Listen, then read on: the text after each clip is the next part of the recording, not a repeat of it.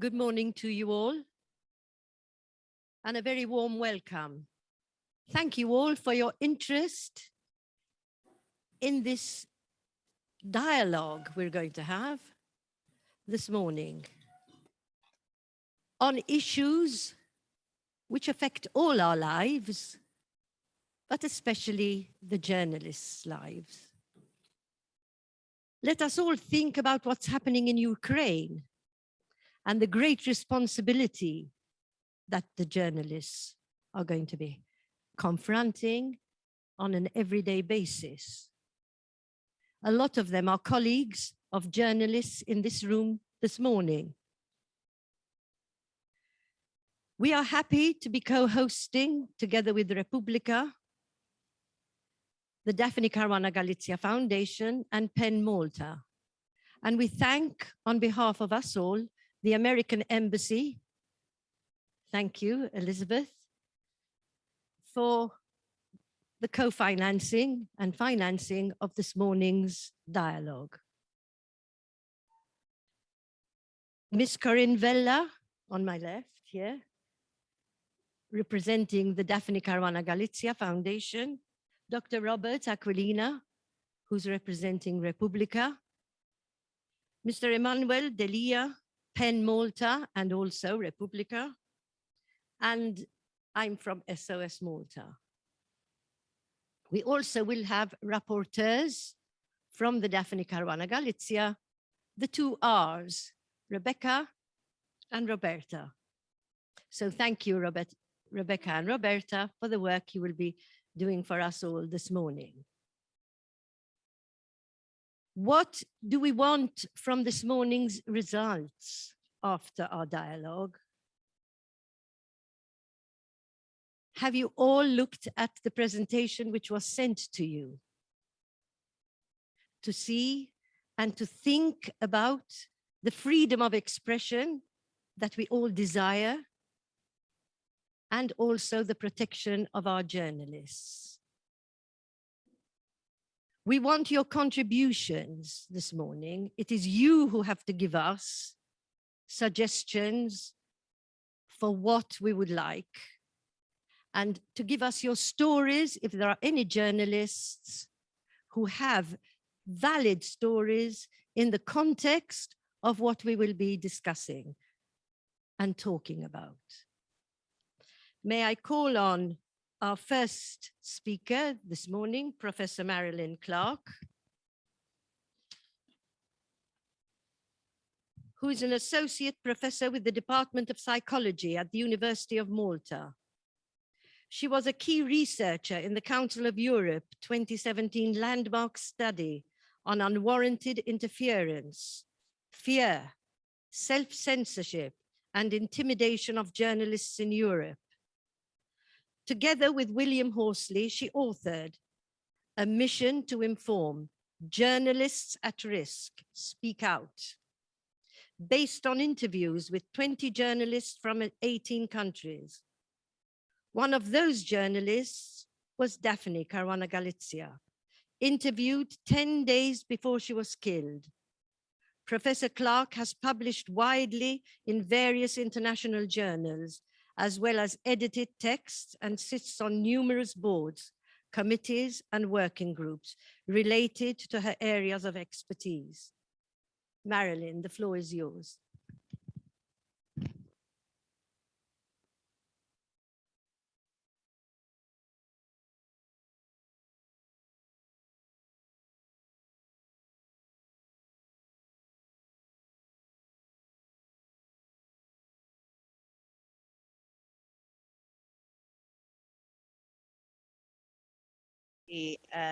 I will be able to share some insights from the studies that I have conducted, with the support of the Council of Europe, and that these insights will be able to contribute to our discussion today. I do want to thank the Daphne Foundation for inviting me, as well as more specifically Corinne and Matthew, and I look forward to a really fruitful morning. Can you show this too?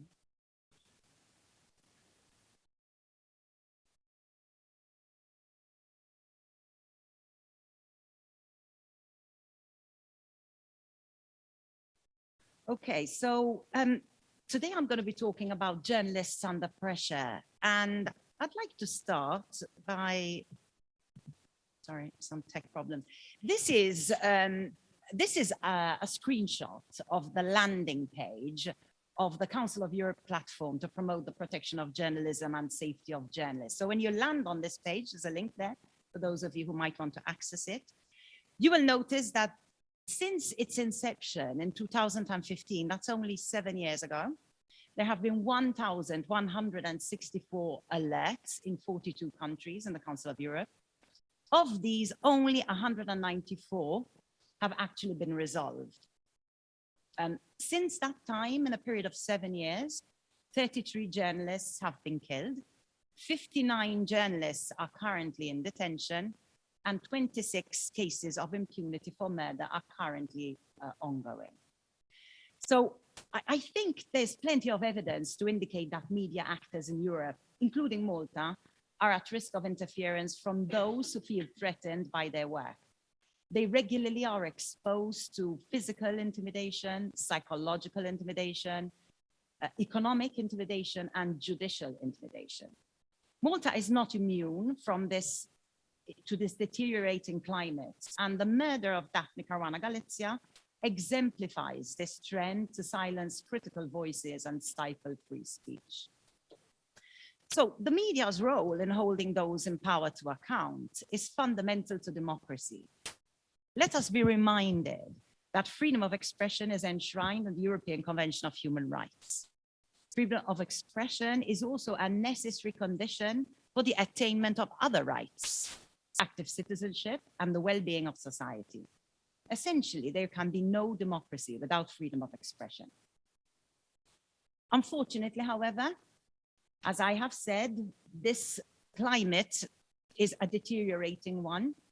And here, I just want to, I've pulled up one main slide from the 2016 study, which, as Claudia indicated, was commissioned by the Council of Europe and which surveyed over nearly 1,000 journalists in all the Council of Europe member states and Belarus.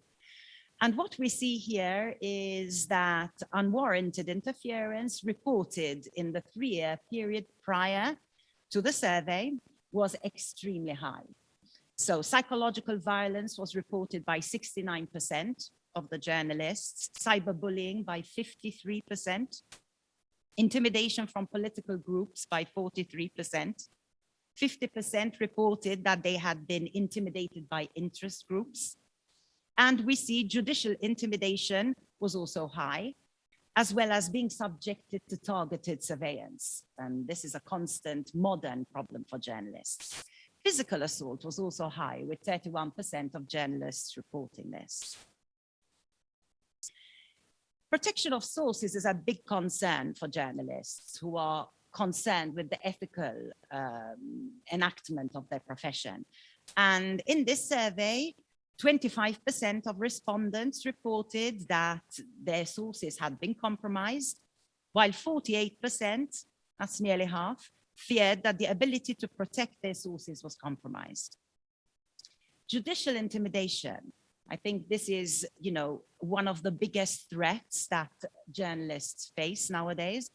23% of the sample of 1,000 journalists spoke about how they had been either arrested, investigated, threatened with prosecution, or actually prosecuted under a number of laws, both civil and criminal.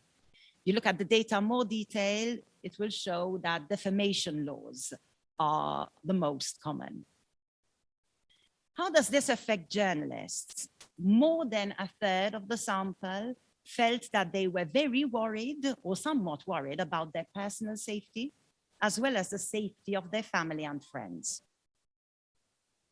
So this study showed us that the climate of freedom of expression in Europe is not a happy one. Okay, so the Council of Europe was very concerned about this and was keen on trying to understand in a more in-depth manner, how journalists actually experience these interferences, how they negotiate them. So what strategies do they bring to play? And what consequences this has for their lives. So in 2021, we published another study which looked at the in-depth lived experiences of 20 journalists from 18 Council of Europe member states. And in this text, we found that, through the interviews, that journalists were exposed.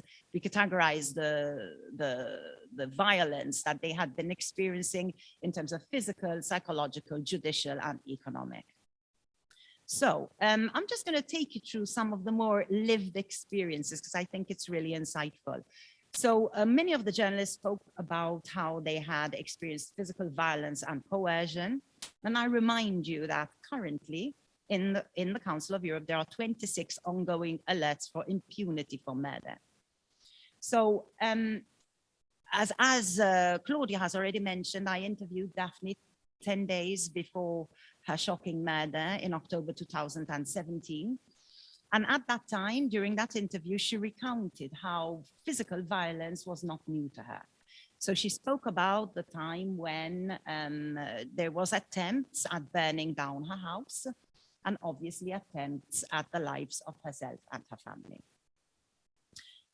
Daniele Piervincenzi, an Italian journalist who experienced significant threats by organized crime syndicates. He was investigating the Neapolitan mafia, and he spoke about how they came after us with guns. So these are real, experiences of intimidation. In fact, at the time, in December 2018, when I interviewed Daniele, 21 journalists in Italy were reportedly living under close police protection because of death threats. In Serbia, so a little bit, further away, Stefan Dojcinovic spoke about how both himself and other people in his office were threatened physically, and how he lived constantly under these threats.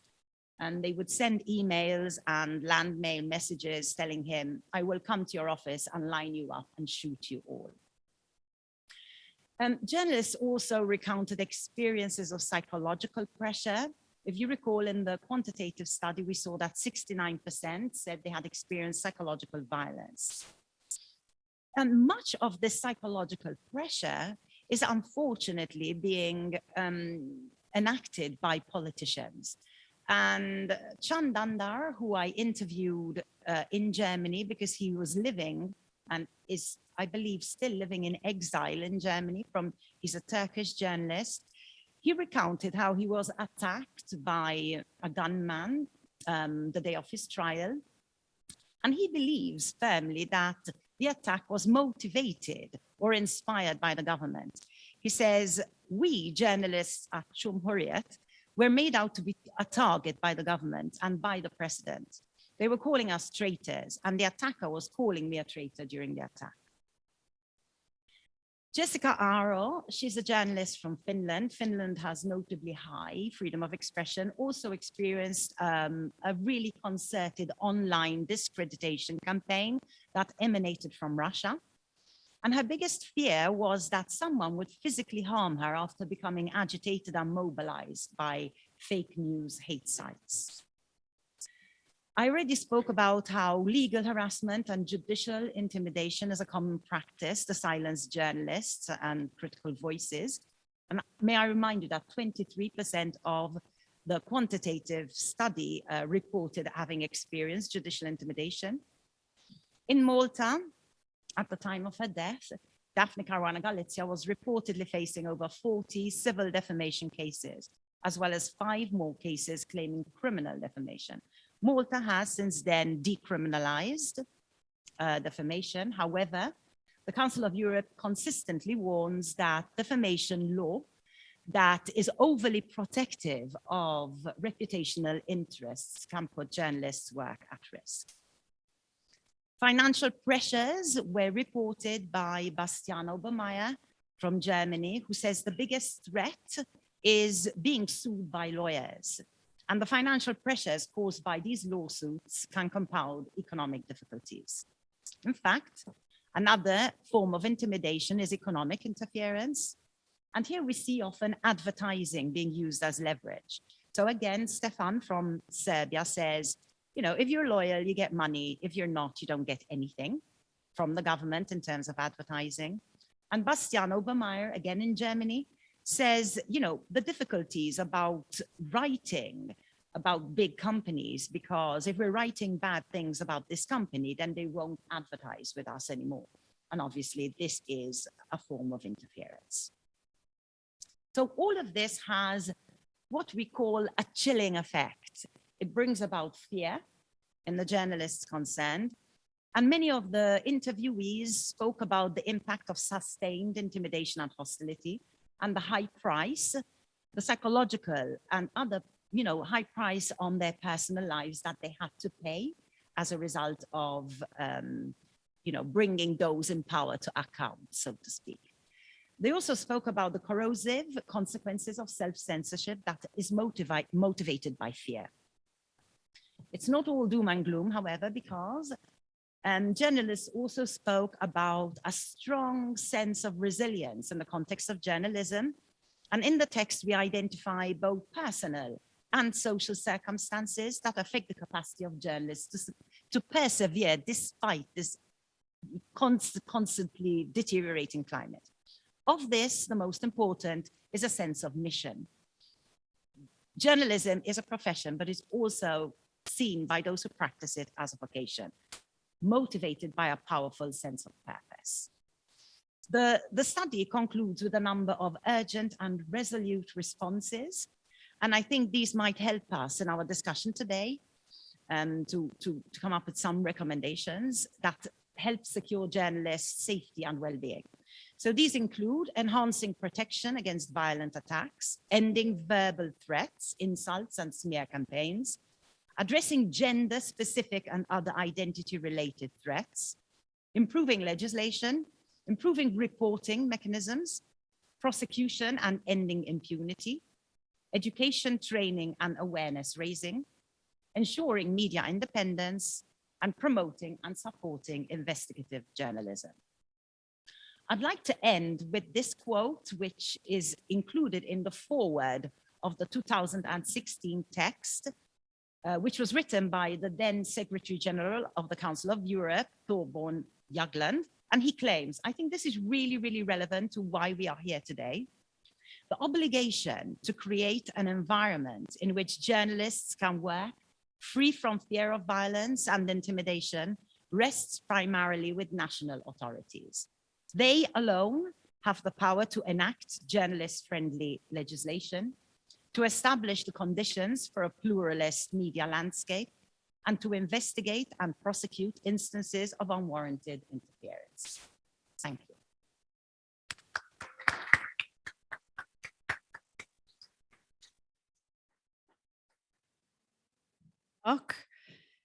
And thank you for setting the scene for what we want to hear this morning and how each and every one of us can contribute towards this debate and dialogue. May I pass the word now and my mic to Nicole. Nicole Mela started working as a journalist in 2020 after joining Malta Today. She studied economics and public policy at the University of Malta, but went on to pursue a job in the newsroom, working on investigations and human interest pieces while tackling social and economic issues. Thank you, Nicole. First, I'd like to say thank you very much for this opportunity to speak here today. I'm a very young reporter at quite an established newspaper as well, so I feel that I'm in quite a good position to present a few thoughts on press freedom, but also the view of journalism that has come out from the newsroom I'm working in, so to speak. I'm just going to go ahead and dive straight in.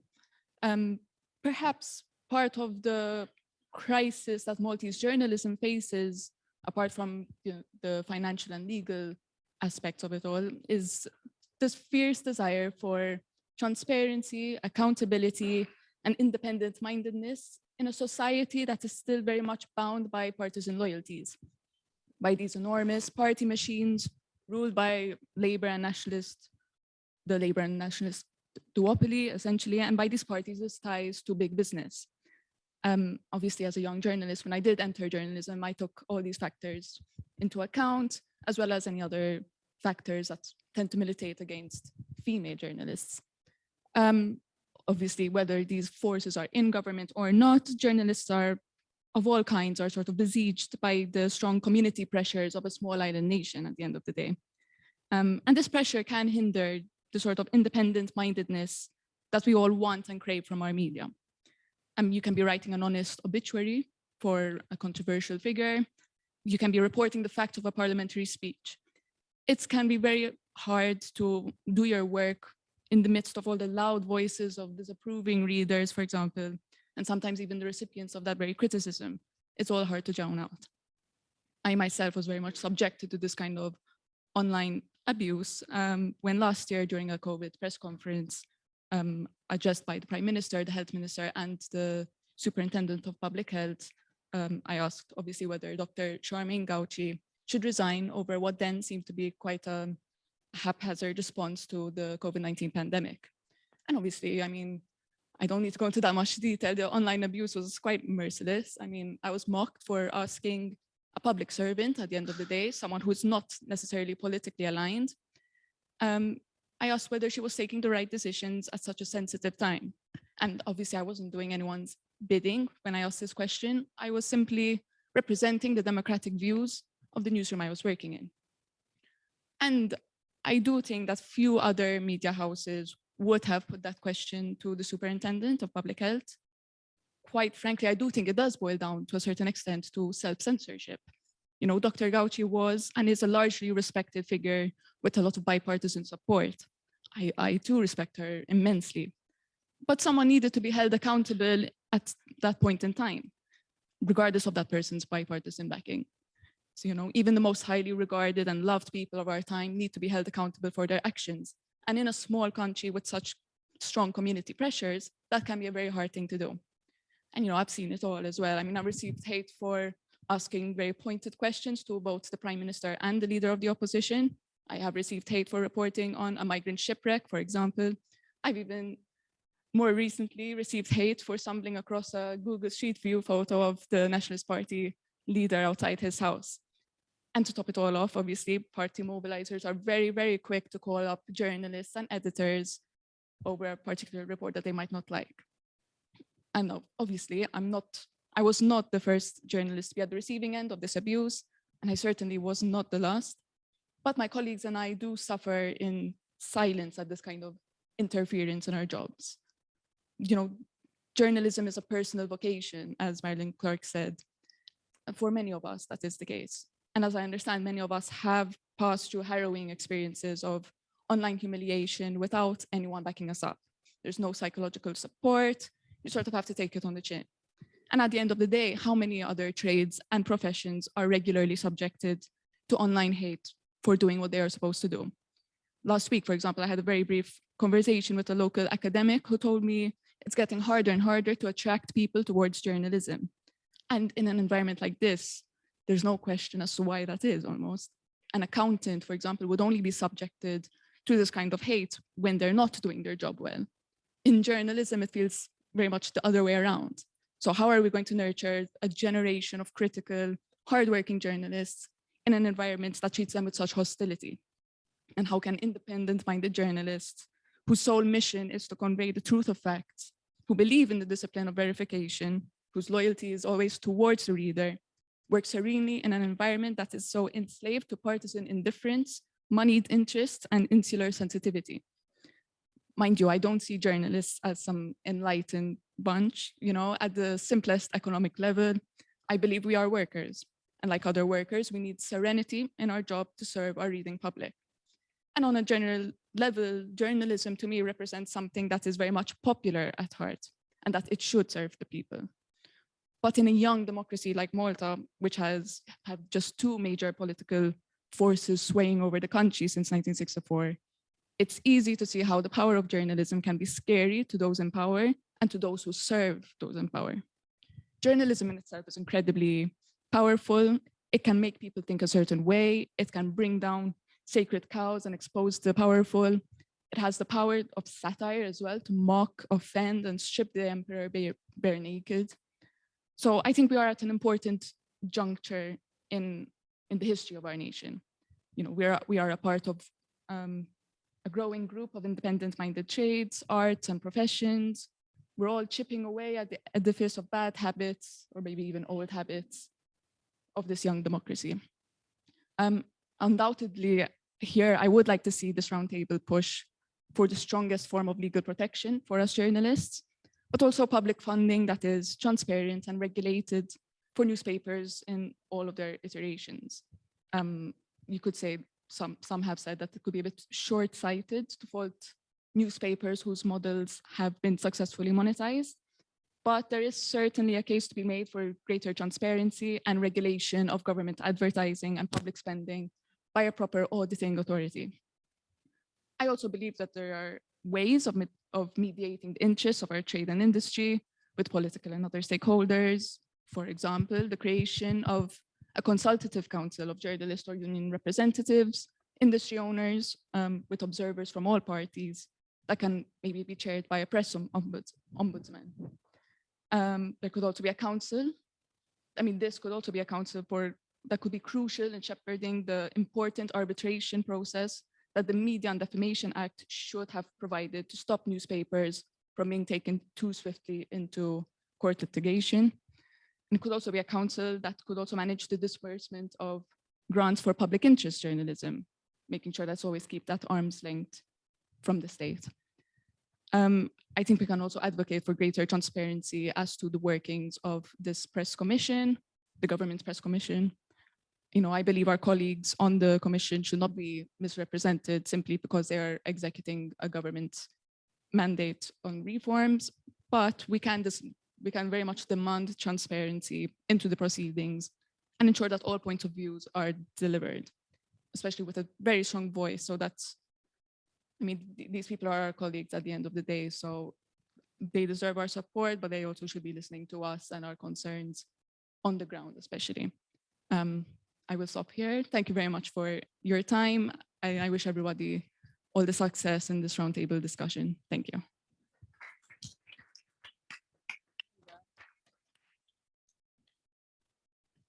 Thank you, Nicole. After our academic, Professor Clarke, we have actually heard a lived experience, which Professor Clarke referred to. We've heard about legal funding from Nicole. Some suggestions, in fact, have already come out.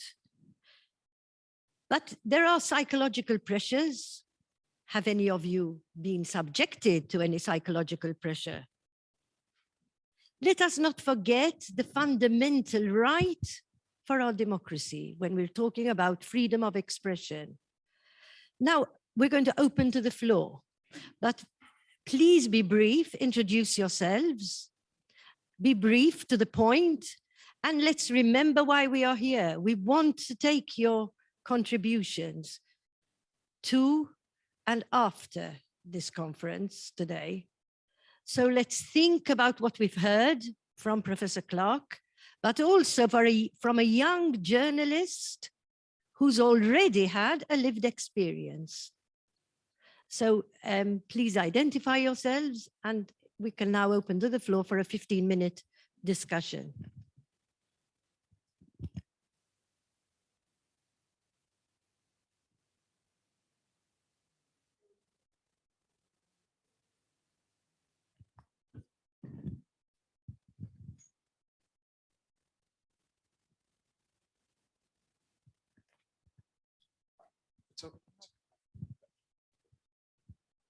Hello, good morning. Somebody has to start. I'm Natalie Nofenek. I was a journalist for about 30 years. I set up the newsroom of the Malta Independent with Daphne Caruana Galizia. I moved on to the Times and later to PBS. Have we been harassed? Of course we have.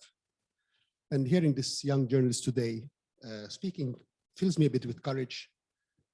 But I think that journalists need to continue to be bold. In front of me, there's Father Joe Borch, a journalist with much bigger experience than I have.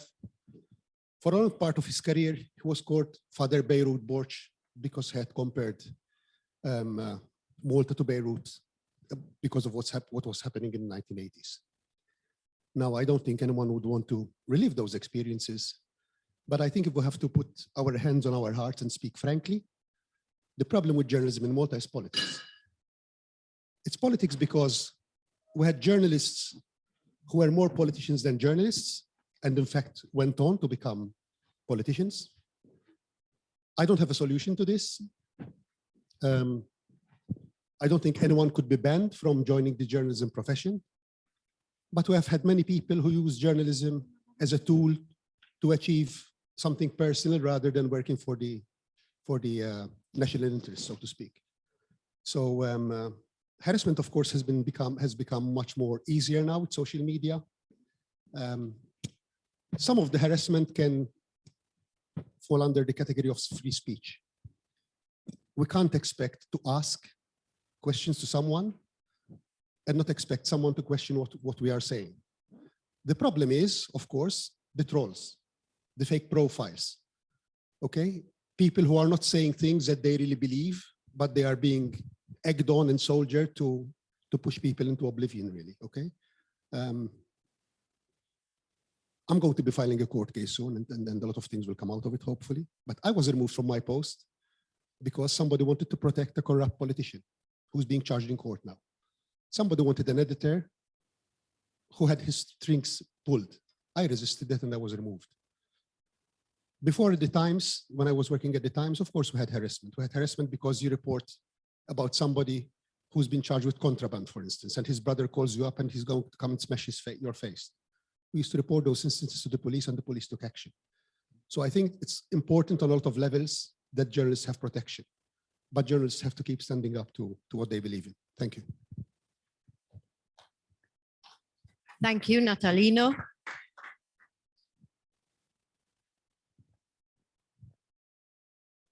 I'm Luiselle Vassallo, and I don't work as a journalist, but I've worked with journalists, and I currently teach at the University of Malta. I'm also an activist.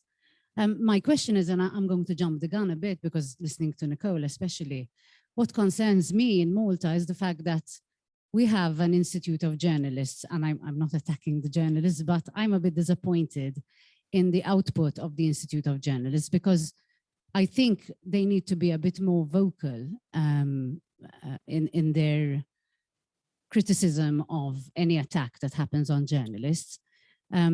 I felt, for example, last week we had the suspension of Victor Vella of L'Orizzonte. Many people spoke out. I thought, for example, in that case, the press release of the Institute of Journalists should have been far stronger, and there should have been some more action, a call to action by other journalists in solidarity.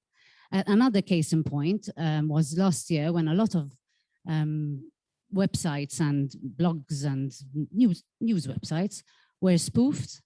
They were under a digital attack, and it took the IGM a few days to react, which was for me a bit shocking. And although they issued a press release, and I don't want to sound like a dog with a bone, I kept checking their website and it's still not on their website, this press release. It's like they did it half-heartedly and sort of didn't want to make it that public, you know. Now, all the newsrooms were attacked, or most of them, or most of the independent newsrooms and some others that are not so independent, but sort of to make it look a bit more credible, I guess, the attack was done in that way. So I wish to see a Malta where the IGM shows its teeth. There was a bit of a flicker of light a year ago when there was Silvana De Bono as president, and she really came out forcefully. But unfortunately, I think the IGM has gone back to being like an association. And I think it would serve the profession more so more than a question, this is a comment, and I appeal to all journalists and anybody who's involved to actually contribute to this effort for the IGM to be more vocal about a lot of important issues that are affecting our democracy. Thank you. What legal framework do our journalists expect? What contribution to the framework that is being discussed, maybe at political level, should we be asking for?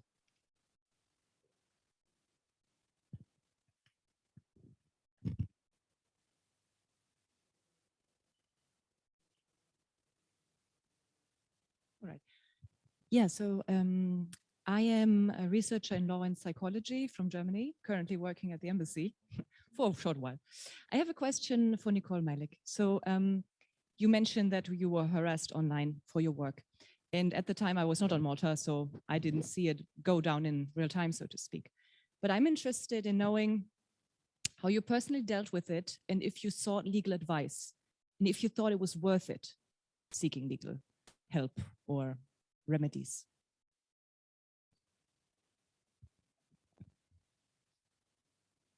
I mean, I'll answer very shortly.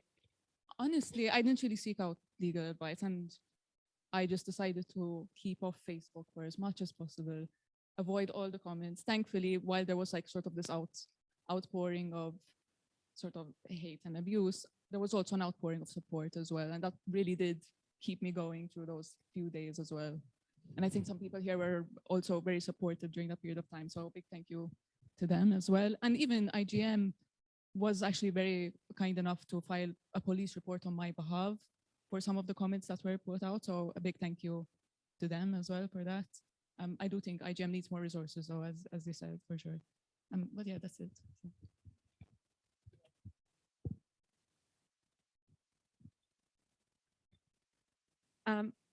Monica Juice, I'm from newsbook.com.mt.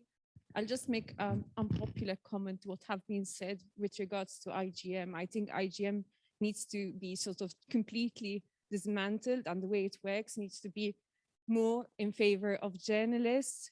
IGM works based on you filing a report to them, so they come out to support you, when it should be the institute that actually supports the journalist.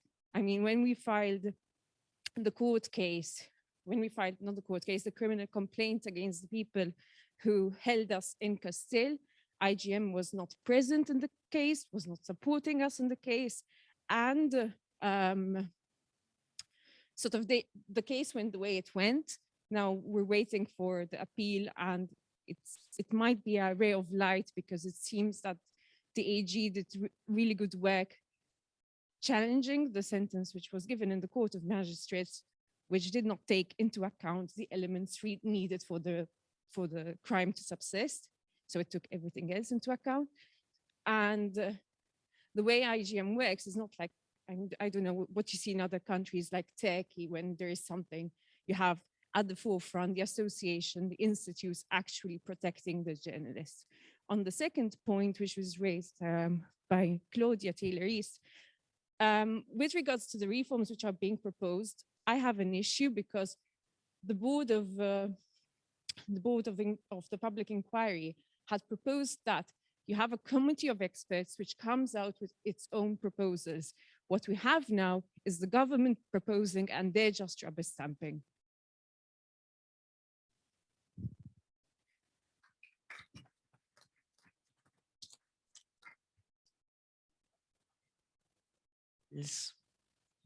Because that's a very important point of this morning's dialogue. Monique?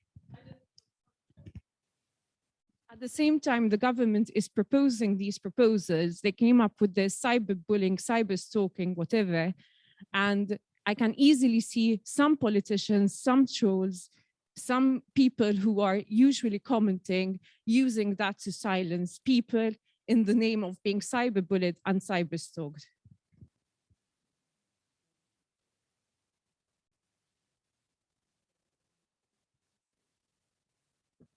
Really.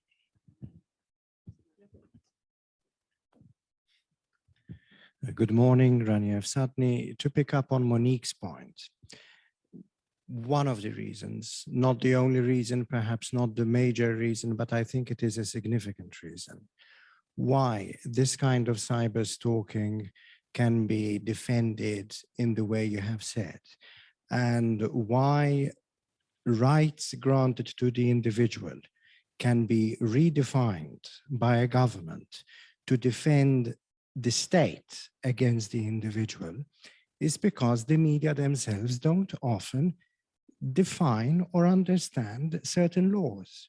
So journalists will report someone as being de facto guilty of hate speech, when in fact it is extremely unclear if that person is. That person may well have said something which is cruel, unpleasant, not something we would individually want to be associated with, but the fact that it is offensive doesn't make it hate speech. And the moment journalists normalize a definition of hate, which has some basis in colloquial conversation, but not in the law, you are opening the doors and the windows for you to be accused of hate speech and stalking and all that. The way Daphne Caruana Galizia was. She could have been said to be many things, including unkind, but she was never taken to court for hate speech because she'd have won, and they knew it. And yet,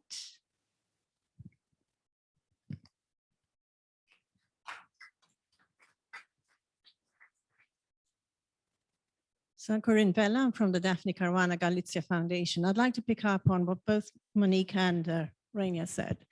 The issue there is not so much hate speech itself, but the protection of journalists. And the problem with that cyberbullying law is that it's modeled on a law that includes defenses that can be used to protect journalists acting in public interest, except that it picked out the possibility of prosecution and left out the part which is important, which is the line of defense.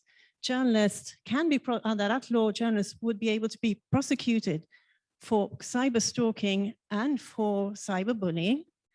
They could defend themselves under the cyber stalking prosecution, but they cannot defend themselves under cyberbullying. So if you, as a persistent journalist, run after a public official demanding answers to your questions, you can be accused of cyberbullying, face the possibility of jail, and face a fine, and you will have no line of defense. And under cyber stalking, you could defend yourself, but the fact is you would have to go through the entire legal process in order to defend yourself. And at the end of it, you could end up in jail anyway. The whole point of that law is ostensibly to protect. In actual fact, it does not protect the public interest, and significantly, it does not protect journalists, it does not protect human rights defenders, it does not protect activists at all. The process to institute that law has been disrupted by the dissolution of Parliament, but as soon as the government is re-elected, we can expect that law to pass unless it is amended. Journalists will be at risk, and all of us will have our right to know eroded in the name of protecting children at school.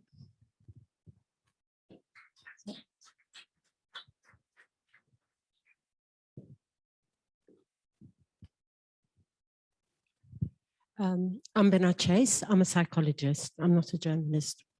I'd like to point out, I'd like to talk on a different level. We're talking about legal protection. We're talking about rights.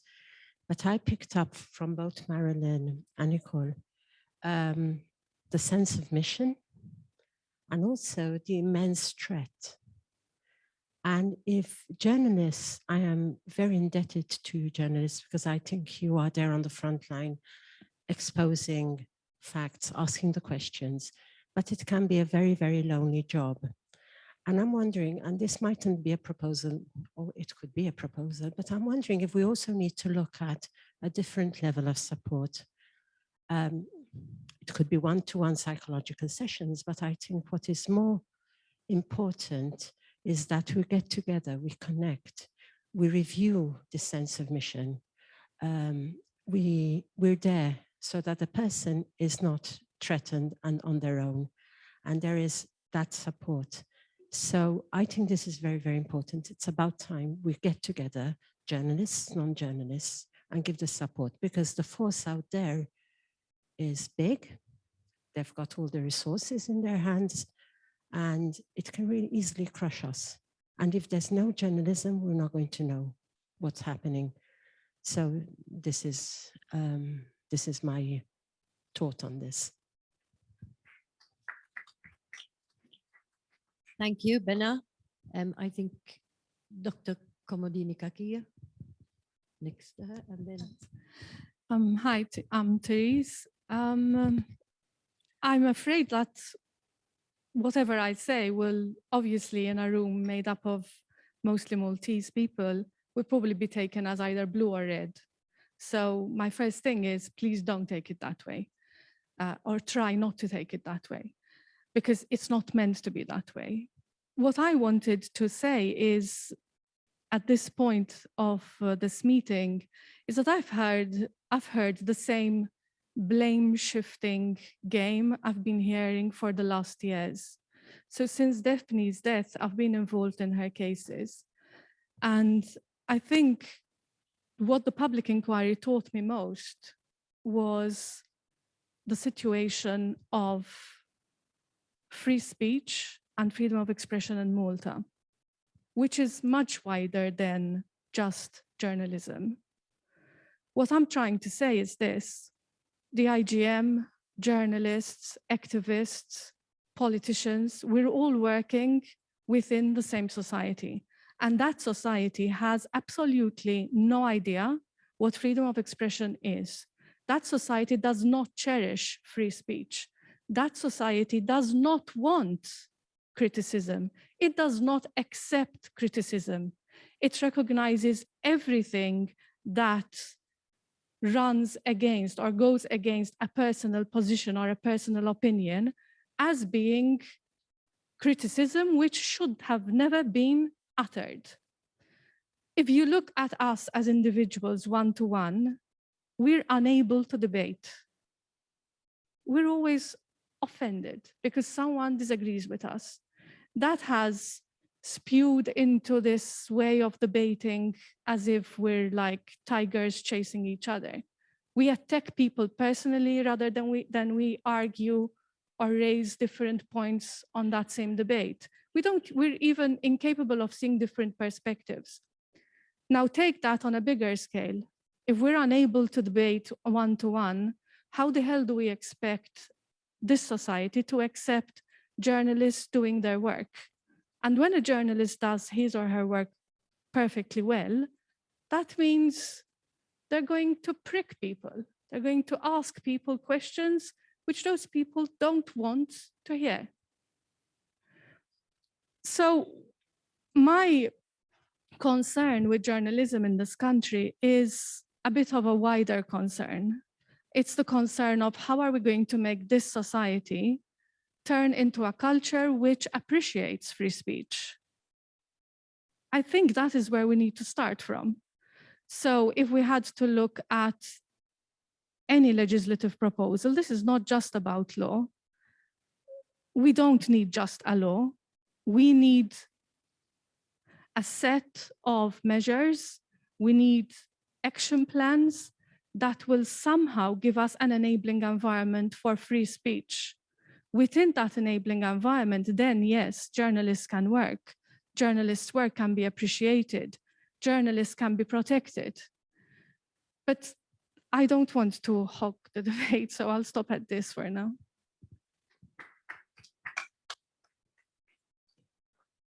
Intervention from Manuel before we go to the next speaker, please. Thank you.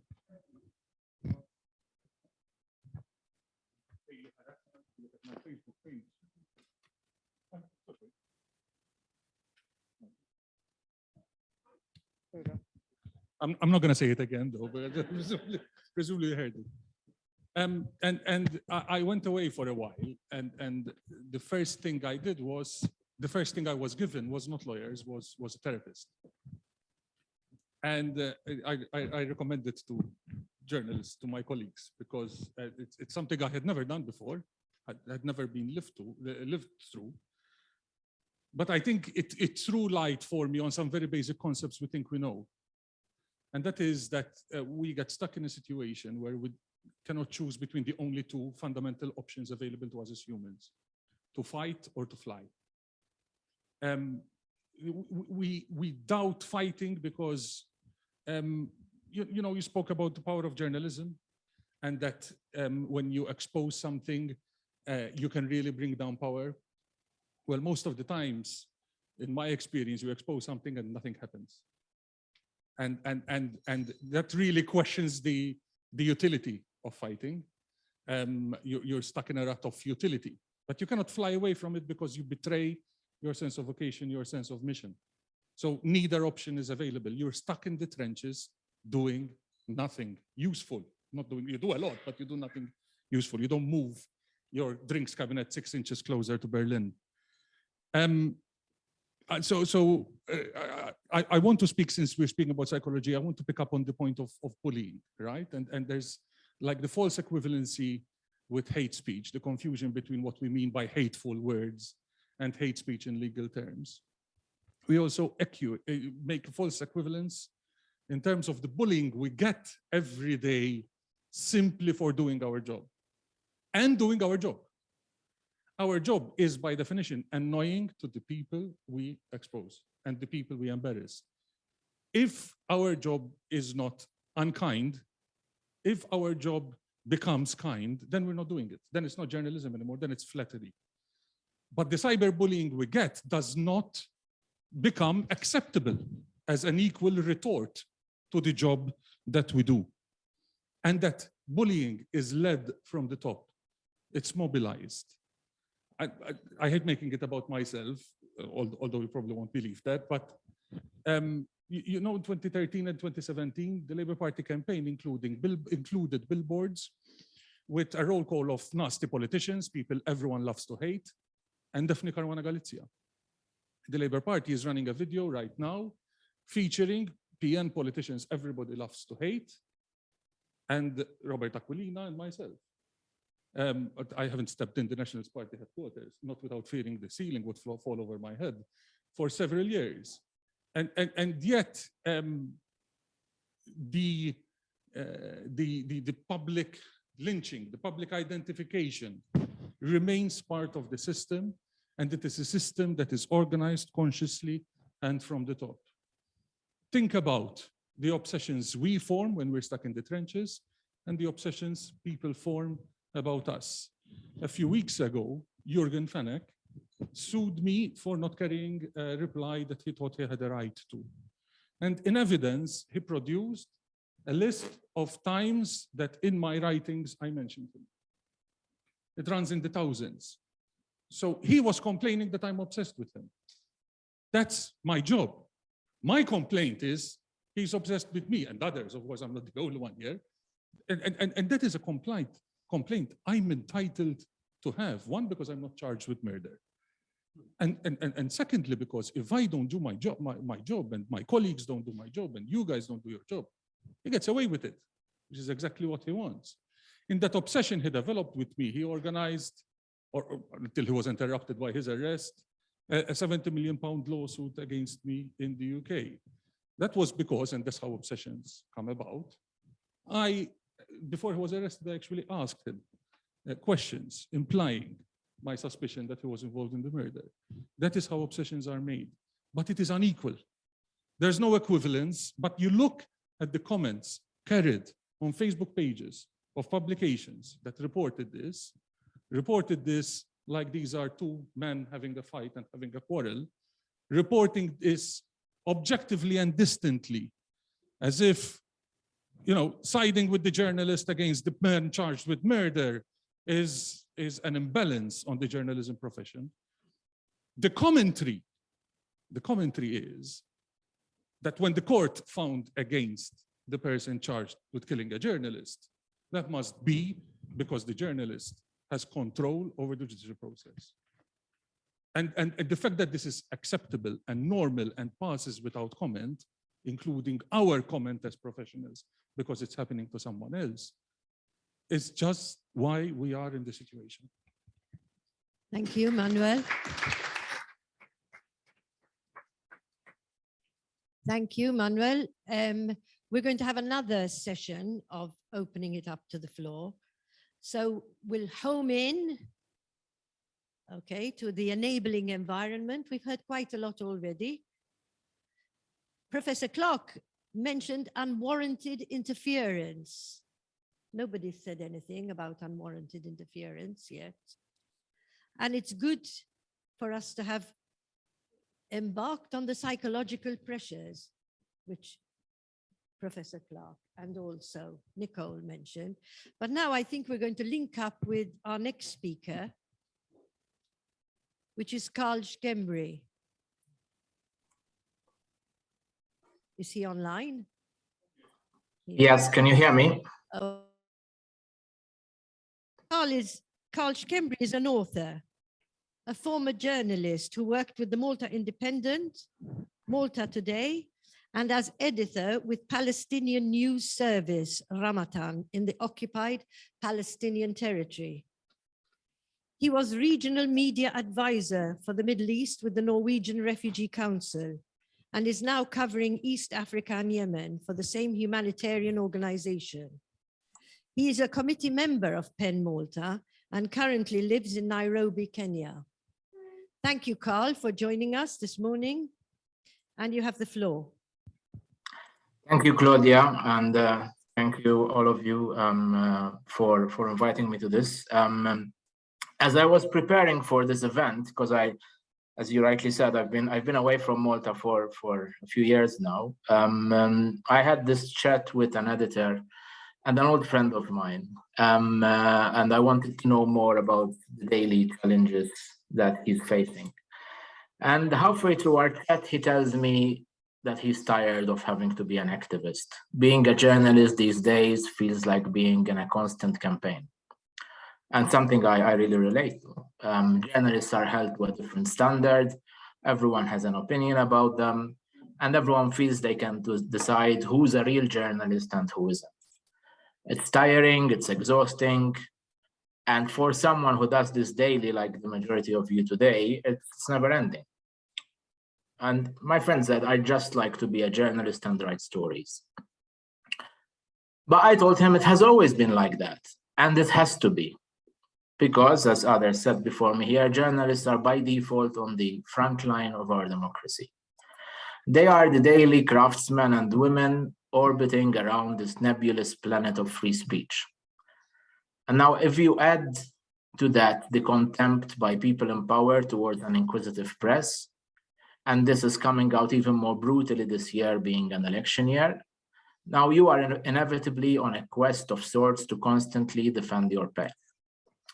In just 1 week, last week, we saw an editor being outed in all seriousness by the Prime Minister for having had a coffee with the PN's strategist, Herman Gref. And we learned that another editor, Victor Vella, as Louiselle mentioned, was facing disciplinary charges of insubordination because he didn't seek permission to change a headline. And I agree with Louiselle that it was shameful that the IGM didn't stand up unequivocally with Victor Vella. They should have been much, much stronger in defending him and standing side by side with him. But these are far from isolated incidents. They actually happen because partly we allow them to happen in not standing up enough for each other. But there is also an entire culture of contempt and impunity towards journalists and freedom of information by the people in power. Now, when you chip at the messenger on a daily basis, you are undermining their space in the public sphere, and you are undermining our democracy. Reforming our laws is an essential step, but we've seen time and again that unless you have the right people enforcing those laws, they will keep getting flouted with impunity. And unless these reforms are championed by the people in power, we are bound to keep struggling and arguing for the most basic of information. This is where I feel we have to do a better job of spotting our allies, even in the party in government, with a good dose of skepticism, but we need to lobby them relentlessly to seek transparency, freedom of information, whistleblower protection, and accountability. One thing that strikes me in my current role as a media advisor with a humanitarian organization is the shocking level of impunity that goes on in the world. Just like with journalism and attacks on journalists that go unpunished, from Daphne to Jamal Khashoggi, we are likewise living in a world where more war criminals are committing more war crimes than ever, with no repercussions. Russia right now stands out. The same Russia that poisoned Navalny and Skripal on foreign soil is the same one that is now invading another country and has been bombing ambulances and hospitals in Syria. But our own governments, our Western democracies, are sleeping with other butchers and war criminals. The same Saudi Arabia that butchered Khashoggi is the same one bombing school children on a bus in Yemen with British, American, and French weapons, with total impunity. Israel carries out ethnic cleansing of Palestinians on a daily basis, and the same Israel is the same Israel that is fully supported financially and militarily by the United States, while it supplies spying software to rogue states to kill journalists and activists. In other words, we are facing a global conspiracy of impunity that sees the liberal West, our democracies, sleeping very comfortably, if not directly aiding and abetting, the transgressions of the rest. And this has a tremendous impact on our direct civil liberties, including our journalistic freedoms, where the bombing of an ambulance and the killing of a journalist will become the norm. This is a time when men with guns around the world believe that they can get away with anything. Chemical weapons, cluster bombs, landmines, bombing of school buses, besiegement of cities, blocking of humanitarian aid, targeting of journalists and aid workers. And because they can get away with anything, they do everything with our government's blessing, because they are granted total impunity. Confronted by the imperative of the stock markets and profits, our own governments are only too eager to overlook our rights to be able to do business with autocratic regimes. When President Putin high-fived Crown Prince Mohammed bin Salman at the G20 summit, just after they had butchered Jamal Khashoggi, it was taken as a headline news in bad taste and exposing their values. But the rest of the governments that boycotted that G20 summit in Riyadh are only too keen to let bygones be bygones and get back to business. This conspiracy of impunity feeds off the retreat of democratic governance and the rule of law at home. Time and again, I find myself with my humanitarian colleagues trying to remind foreign governments of their human rights obligations, only to be undermined by the blatant disregard for human rights by our own governments. Case in point, the deadly pushbacks by our government and all the administrations that have been in government and the entire European Union that leads to migrants drowning in the Mediterranean on a daily basis. This is official policy. So we are indeed on our own, but we are many. Journalists, researchers, activists are facing a global conspiracy of impunity. But the more we expose it and the networks that sustain it, the more indefensible it becomes. Beyond changes to the law entrusted to the suspicious people in power, the need for journalist collaboration has never been as sorely needed as today. We need to hold our government to account when it comes to the inquiry conclusions into the assassination of Daphne, but we'd be naive to think that our government, any government, would work against its own very petty interests in the name of the rule of law. We need journalists to stand together in solidarity, but also in sharing their resources and capacities to unveil the work carried out in darkness by the people in power. So yes, it's inevitable. In Malta and beyond, the journalists are activists on the front line of democracy. And as exhausting as it is, we need you more than ever to take on this role. And thank you for doing it. Thank you. The words you have spoken this morning: contempt, impunity, undermining journalists who are the front line of our democracy. What are the human rights obligations? And here I think we need to bring back Professor Clarke's last quote: our national governments are responsible. So what responsibilities do we want our governments to take on to have an enabling environment for journalists, to protect our journalists, for the free speech, against hate speech, against cyberbullying, against cyber stalking? What do we want? And you journalists, what do you want? What proposals can you help us today to present? So now we're going back to 15 minutes of public discussion before going to a coffee break. And if you could identify yourselves as you did, and also raise your hands to speak.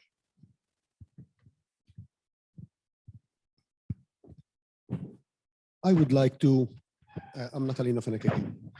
I would like to let you into a point that Manuel Delia spoke about in his last words. And again, I'll be blunt because I think the journalists are to blame for a lot of what's happening. So when Manuel Delia had to go away because he felt it was too much, the first thing that happened was not psychological help, but was attacks by other journalists.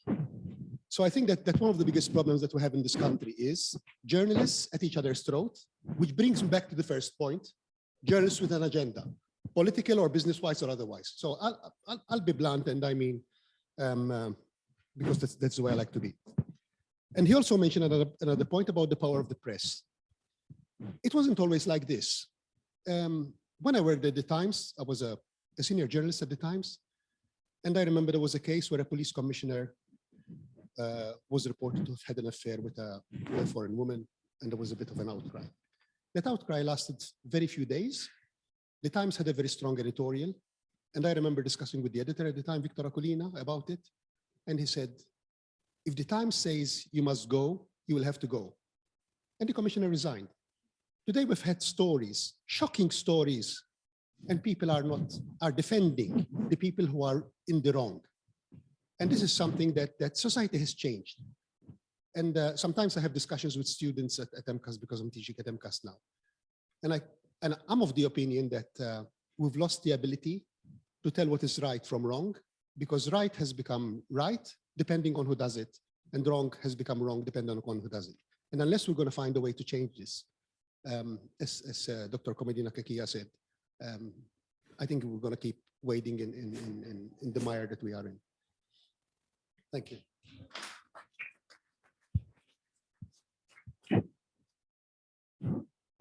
Thank you for allowing me to speak again. The point I think we need to remember is that the ultimate enemy of journalism at the moment is the state itself. And the ultimate protector is the state itself. It is the state that has the power to protect or to punish journalists.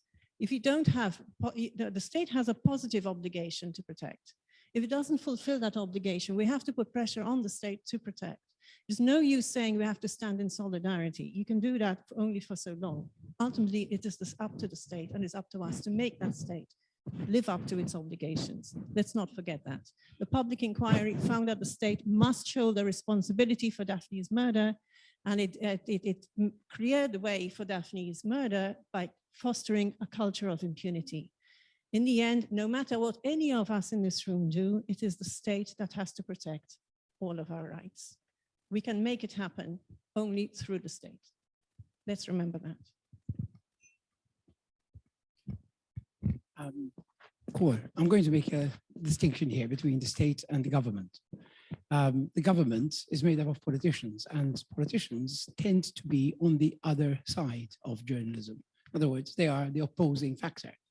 And it's little wonder that very little has been done in this level. I mean, I'm not going to reiterate what Dr. Comedina Kakia and what Manuel said, but the point is there is an enormous impunity at the moment, okay, that sort of fosters the intransigence, the massive intransigence that runs throughout Maltese society.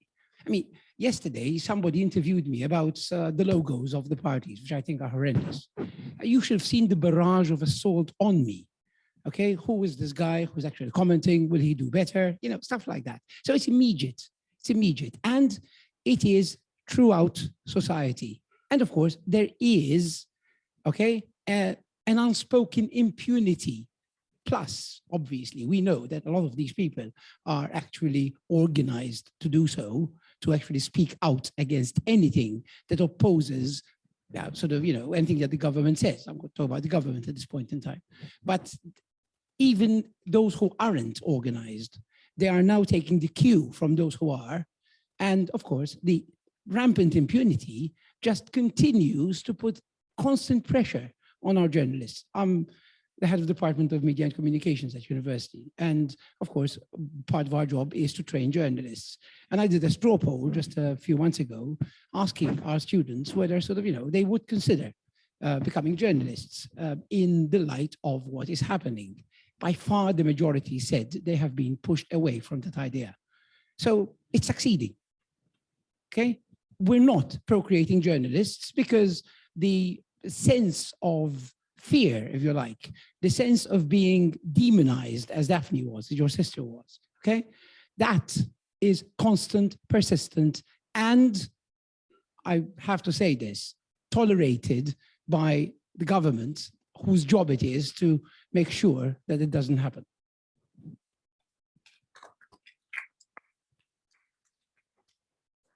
Hello, good morning. Hi. I'm Mariana Calleja. I'm still a student of Dr. Fenech and also of Ms. Calleja here. But I'm also a journalist with Illum. I have also pushed a lot when I worked with Europay, the anti-SLAPP legislative. I reported about it, but this is just my opinion and I have to talk about it. When we say, myself, for example, I lost hope when someone tells me the state needs to help you. I must say that I did also lose hope on the alternate government, because as much as I appreciate the efforts from Therese and even Jason Azzopardi, we must remember that an ex-leader of the party is harassing a Love in Malta journalist at the moment directly. And that tells me you're not protected and they will not help you out. You have to fight on your own. And this, us sitting here, does give me hope and does actually help me go back to work, go back to the office and keep reporting. So that's just my 2 cents about it, I guess.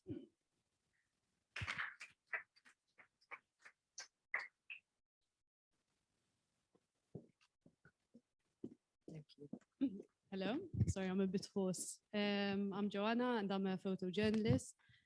I just wanted to add on to something that Cambrie said when he said that as media, we need to lobby the government for transparency. In my experience, I think that's really important. I think that we are often denied access to things where access should normally be allowed or needs to be allowed. Last year during the pandemic, I had a few issues just trying to report on the pandemic itself, and simple things like vaccination distribution and things like that. Oh, okay. And as in, it was something simple that was being reported all over the world. And in Malta, I kept getting closed doors. No, don't come photograph it because of data protection. Even if I tell them, like the people can be anonymous, I won't get people's faces. There are always these denials of access, even with things like going to open centers of migrants, detention centers, prison. I think Manuel has a similar situation.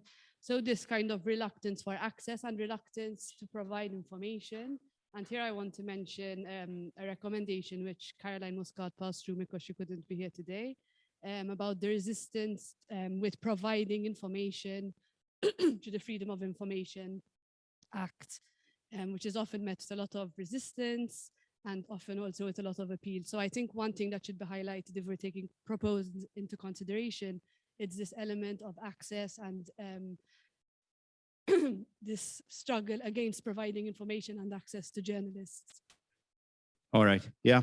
Where our journalists, I would say, are facing unprecedented pressures. I was there with Natalino. Natalino mentioned the piece with the police commissioner, 20 years ago. But I think the pressures that journalists are facing today, I've never seen anything like it. Today we have journalists who there are at least 2 journalists in our newsroom I asked for police protection for them because we've been told that you're dealing with seriously dodgy people here. Now, that is something I can accept. That is something is part of the job. And frankly, I tell the journalists, grow a thick skin, you need to deal with this. What journalists can do without is the unfair criticism that is sometimes targeted at them. You know, they are relentlessly attacked by people who should be on their sides. I think we all have a common fight here to fight for rule of law, for democracy, and for a common enemy, because there is a common enemy, I think, and we know what it is. And sometimes I fear that the kind of shit that our journalists have had to face is really unfair. You know, when you look at the likes, let me just mention somebody everybody knows. When Jacob Borch was there when there was a search on Joseph Muscat, and simply because he got a comment from Joseph Muscat, he was torn to pieces by people I never expected it from. That doesn't really help the cause, does it? There's a journalist who is meant to be getting a comment from the people, you know, we are meant to be investigating as well. And just because we give him a microphone, does that not make Jacob Borch party to the Muscat camp? And I've seen some very unfair attacks in the last years. I'm not telling you that journalists don't screw up. I am the first one to say that we do screw up. And when we do, we should be man enough to say we've screwed up. But sometimes I think it would really help to understand what journalists are going through, because seriously, the pressures they've been going through in the last couple of years has been quite unprecedented. We're going around naming or identifying factors which are important: state, society, journalists themselves. They're all relevant. I would myself tend to agree more with Corinne that the state is the more relevant factor. In reply to Natalino, you're talking about an incident that occurred in August 2001, and you said society has changed. But if the Times had said the commissioner must go 15 years earlier, in August 86, would the commissioner have gone? So I think it's the state that has changed too. Now, with respect to journalists themselves, I think that there are 2 things we need to keep in mind. One, what makes liberal states liberal is not just that they give voice to a majority, but because they know that majorities, even in Western Europe, can often be repressive. They have particular rights which are entrenched for the individual. They also have particular rights which are entrenched for journalists. And this is not to give journalists a pass. It is in recognition that journalists need a comfort zone, even from being sued, precisely because sometimes they get it wrong, not because they're always virtuous. So it's a bit like danger money. They're not like other people who have to carry responsibility for everything they say. They're doing a service for society. They're doing something which is tricky so often that they're bound to get it wrong. And therefore, when they are criticizing or saying something about public officials, then the burden of proof falls on the public official that it was particularly malicious and not just wrong. Now, there are other legal details about this, but my point is, if in the press itself, when, say, a Loving Malta journalist is in the news because of what Adrian Delia is doing in court, all you get is the report, and you do not get an accompanying justification as to what the principle that is at stake, that this is not just a pass for a special category of people, then people will continue to misunderstand what freedom of speech is. Unfortunately, we do live in a society, although I wouldn't go all the way, with Therese on this.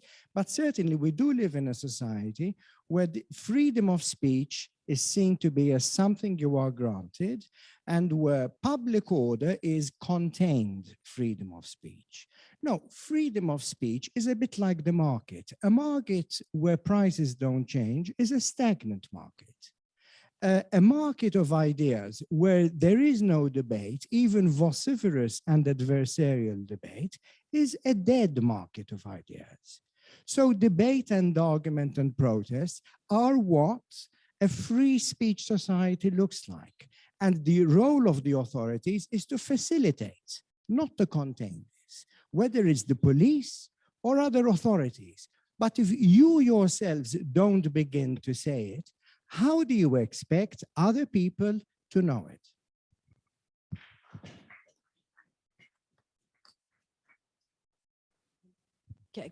Can I just go to Corinne first, please? Thank you, Claudia. Just want to pick up on a point that Herman raised about police protection. That can only ever be an interim measure. It should not be normalized by any means. Police protection points to an exceptional situation. It is absolutely not normal for journalists to have to be under police protection. And the only way to protect journalists is to make police protection totally unnecessary by going after the people they expose. If the people journalists expose are not taken off the streets, are not prosecuted, we will remain in a situation where police protection is necessary and normalized, and that should not be normalized at all. Look at Italy, for example, where people live under permanent protection. They end up in a situation where they're completely unable to do their jobs. How can you possibly meet a source, track a source, go and do an interview with police in tow? It is totally not possible. It is not a normal situation at all. It is unfortunately necessary, but we should reach a point where you don't get that type of, let's call it VIP treatment as it's seen over here. Journalists should be free to do their jobs, and the people they expose should be the ones picked up by the police.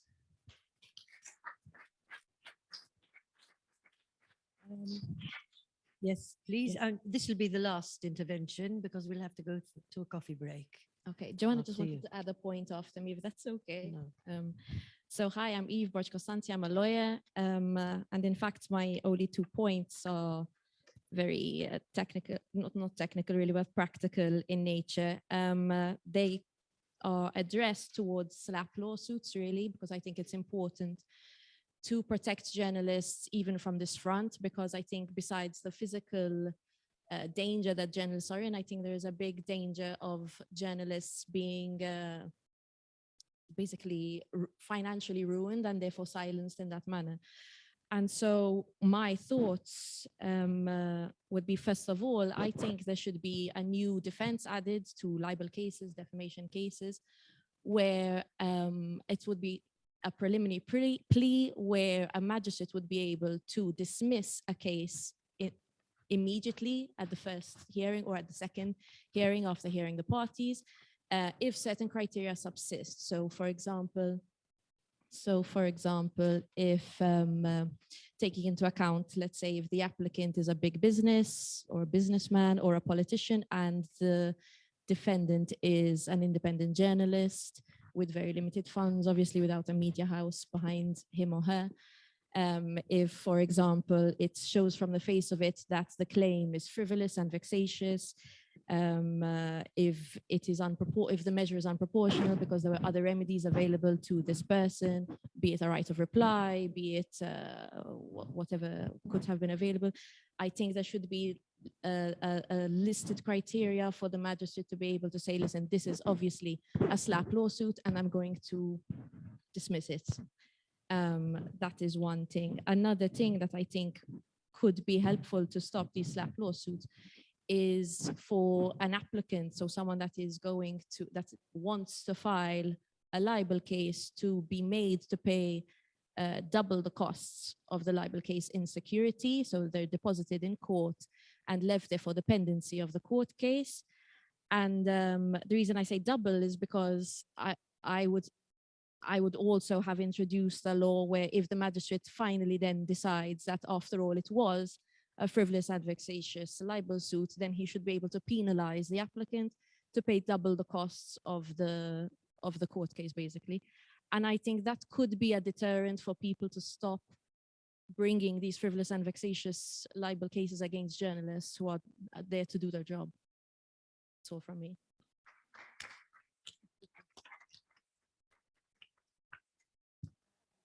Carry on, because we have some more time before we can go to a coffee break. So can I pass the mic to Nicole? Can I just add one thing to what I said before about access? Sure. I was talking about it with Eve, and we really think that a debate, a discussion should be started with the authorities about the possibility of recording and photographing in court. I know that journalists struggle when it actually comes to keeping up with what is being said. So I think at least it should be a discussion that is had. Thank you. Nicole?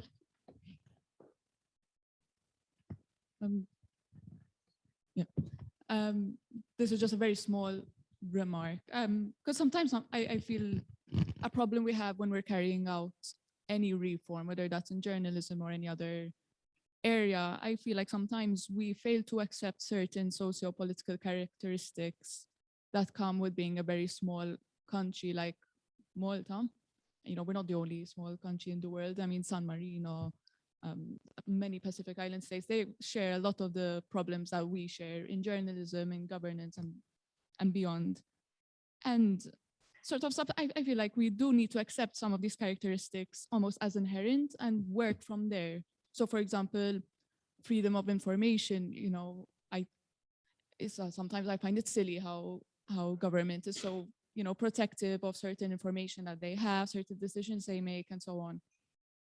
But no government is going to ever change that, I think, to the extent where it actually like makes our work better, simply because it's not in their interest. And I'm not talking about parties, because, you know, it's in the interest of a party in opposition, you know, to have like a more relaxed freedom of information laws. But for government, it's for any governing party, it's not, whether in Malta that's the Labour Party or Nationalist Party. And I think we need to understand that, accept that, but not necessarily resign ourselves to that. We accept that and then we change that. I think that's how any reform in Malta should be taken on. And like we can't, you know, just take something that worked well in the UK, in Germany, in America, or whatever, or any EU country almost, and just apply it to Malta. There are certain characteristics that we need to work around, I think. So for example, even before I was a journalist, I wrote a guest article on clientelism and how a job guarantee in Malta can sort of help sort of alleviate like clientelism and so on. And the point of the argument was that the bad thing with clientelism isn't necessarily that, you know, jobs are handed out all willy-nilly, sort of almost that's almost a good thing of clientelism. You know, everyone deserves to live, to, you know, to work with dignity and so on. The problem is that in Malta, the way clientelism works is obviously along the party lines. A job guarantee by government, by the state, helps blur the party lines a bit. It's not Labour or Nationalist supporters that can get a job right now. Everyone can get a job with government or so on. There are economic arguments to it as well, but I'm not here to discuss that. Just, you know, I want to emphasize on this point, like there doesn't necessarily, it's not, you know, clientelism bad, wrong, whatever. We have certain characteristics. That is our starting point. And we need to really accept that, I think.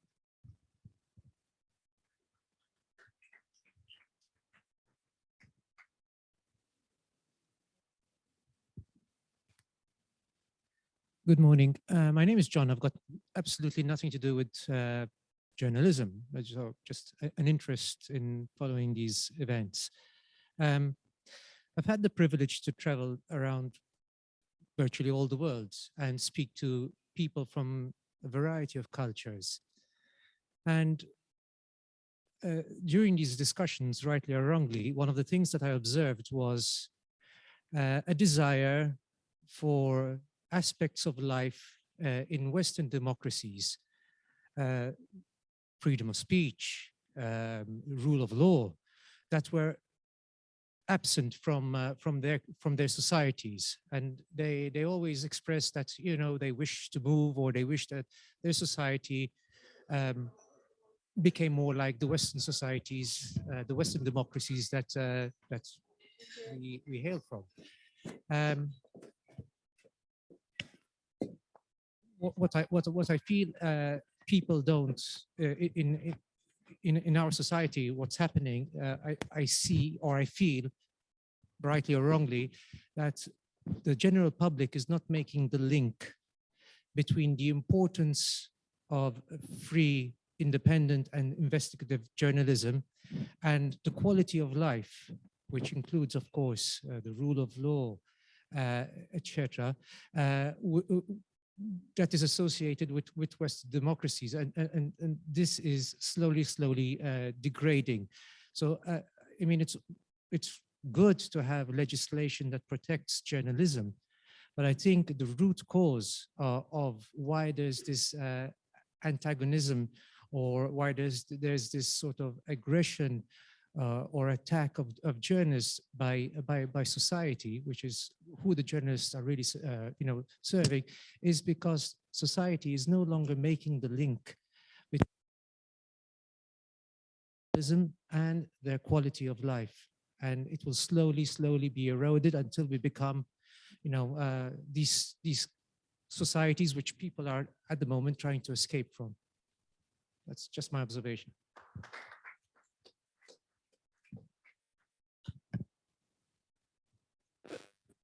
If I can continue on your point, John,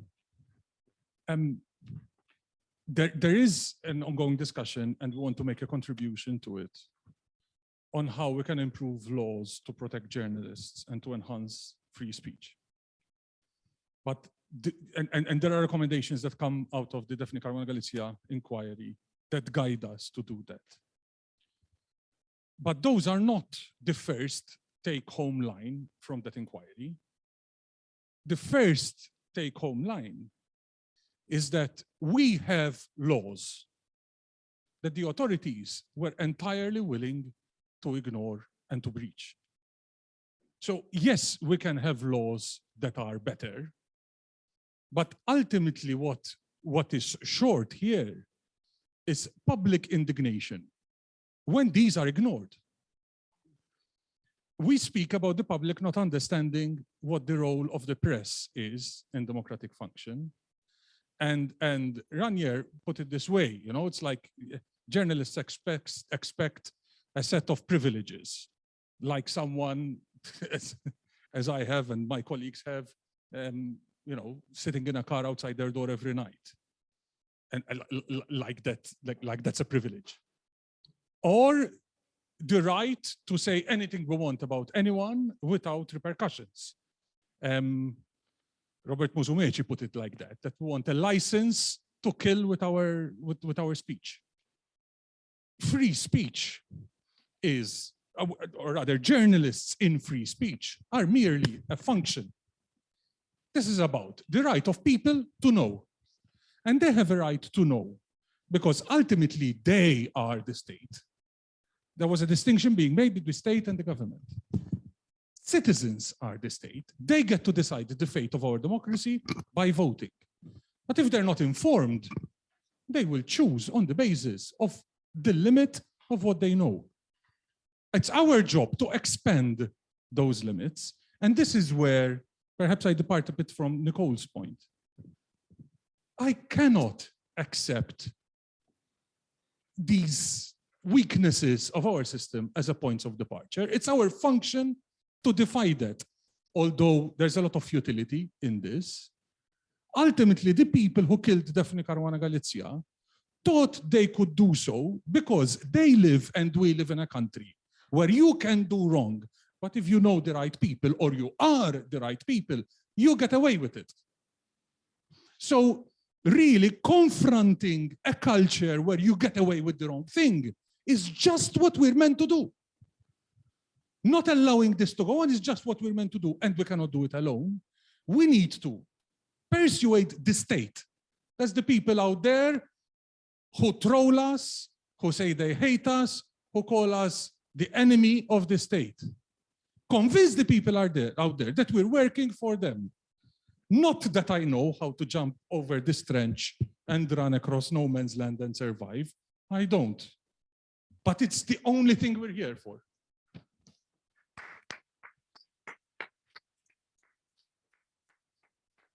Yeah, thank you, Manuel. Can I pass the mic to Professor Clarke? There's been a real lot of talk about democracy, and I think this really is the core issue. What I would like to point out is that although sometimes I feel, as Daphne used to say, that I'm not living in a normal country, this issue of journalism being construed as a crime, journalists being presented as traitors, violence against journalists, it's happening across the world. Even in the oldest democracy, so I was speaking with Corinne earlier, one of the interviewees in the book was from Greece, the birthplace of democracy. We would expect there that, you know, things would be up to scratch. But I think what's been happening is that, I mean, there's a lot of forces that are occurring, but essentially it's also politicians getting into bed with business people. I mean, let's face it, this is happening all over the world. And where we have individuals who are then setting out to make this, you know, known, then whether you are an old democracy, a small state where everybody knows everyone, people are going to feel threatened and they're going to react. So I just wanted to point out that, yes, it perhaps becomes more evident because we know each other here, but it really is a phenomenon that is occurring around the world. And yeah, that would be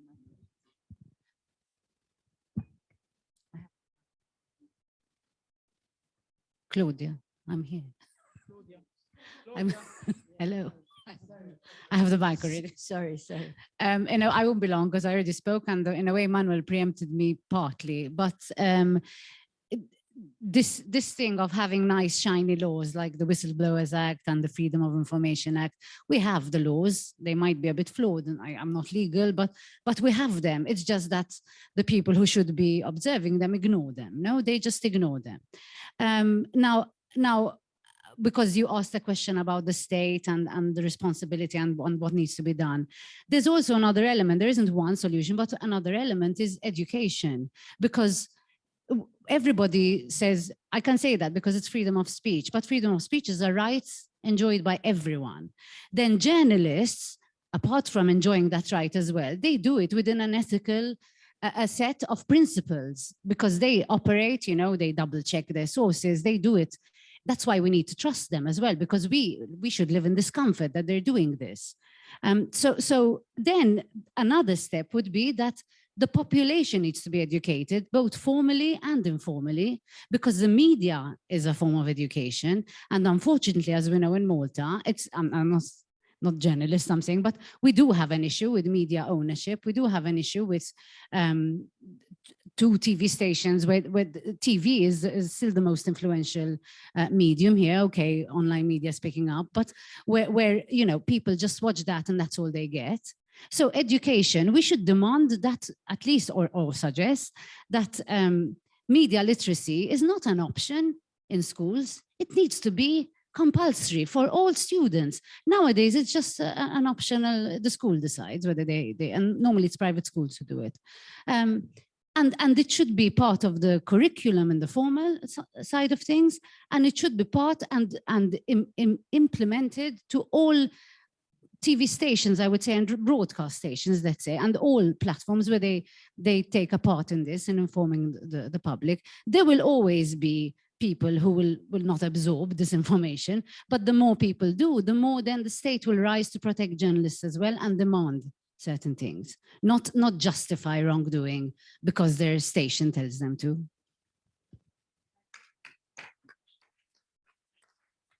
We have the last intervention now, and then we have to go to a coffee break. We will have more time to discuss. Thank you. I don't want to ruin your mood for a coffee break, because what I wanted to say was, I'm angry that in this room, we're all here because we're interested in the topic, yet we're not angry enough. I'm sorry, in this room, we don't even know that this is the country where a journalist was followed by people upon instructions from politicians for a meeting with a source, and where that source was threatened with his employment. And I'm not revealing anything secret. This is published in the public inquiry report. How many of us knew that? So no, we're not angry enough. And I think that was the first message I wanted to say. We do need to realize exactly what's happening. Yes, it's true, Marilyn. This is happening all over Europe and all over the world. But this is an island which has a very particular personality and a very particular culture. And what happened on this specific island did not happen all over the globe. So I think whatever, keeping in mind the second thing, the second objective of this conference, which is trying to pass on proposals to the committee of experts, I think we need to make sure that that committee of experts is fully aware that they are not dealing with the UK, they are not dealing with Italy or France or Germany or Switzerland or wherever, they're dealing with Malta. So they need to first have a very good understanding and a very good grasp of what journalists face in Malta, the very specific issues that they face. I mentioned just one example. Monique mentioned another. It was utterly unacceptable for me in my country to see journalists locked up in Castile. Even if it was for 1 minute or two, I'm sorry, that's not the way to do things if we want our democracy to mature. But keeping in mind the second objective, that is for the committee of experts to have something to work on, I think there are a lot of things that committee of experts needs to check, not only the legislation. If they had to look at just the legislation, then just on the top of my mind, I have 8 different pieces of legislation for them to look at. Definitely, they need to look at the Constitution. The Constitution doesn't even make it part of our personality that we should have freedom of expression or free speech or media freedom. But there's other ordinary legislation. The cyberbullying law comes about only because the culture accepts it. It's the culture which gives politicians the right or the perceived right to punish anyone for cyberbullying when what they're really doing is journalism or expressing their right to offense under Article 10 of the ECHR. But we need to protect sources. If we do not have enough legislation and enough measures and the culture to protect sources, our journalists won't be able to work. What would they have to work on? So I think we need to start.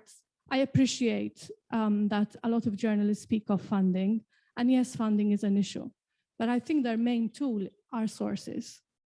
Equally funding, but even more sources. And we do not have sufficient protection for sources. We currently have investigations into trying to identify who sources were.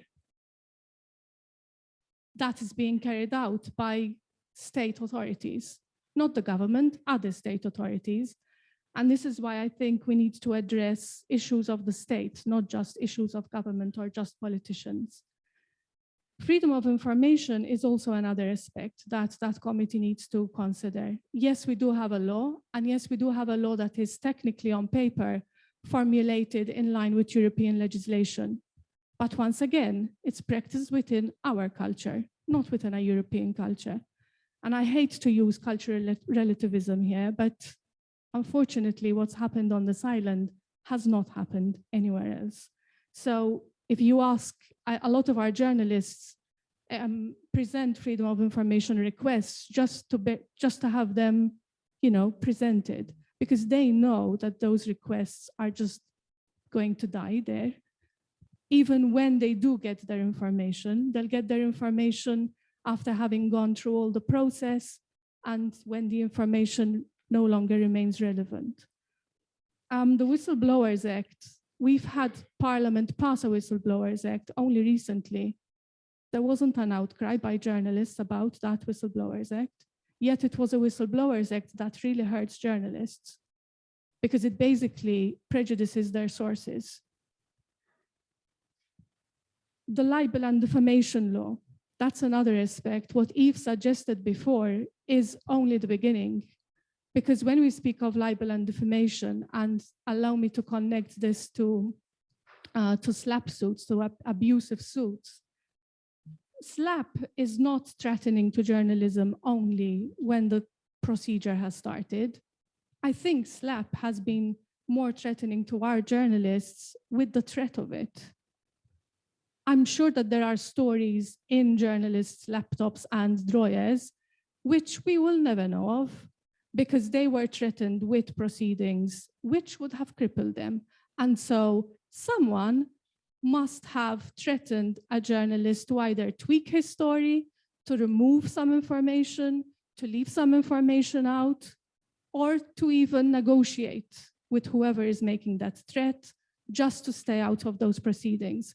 So yes, we do need legislation against SLAPP, but we also need other measures to make it as distasteful and disgusting for anyone thinking of threatening media houses with SLAPP as possible, because that threat is equally damaging to my right to access information and to my right to know as the procedure itself.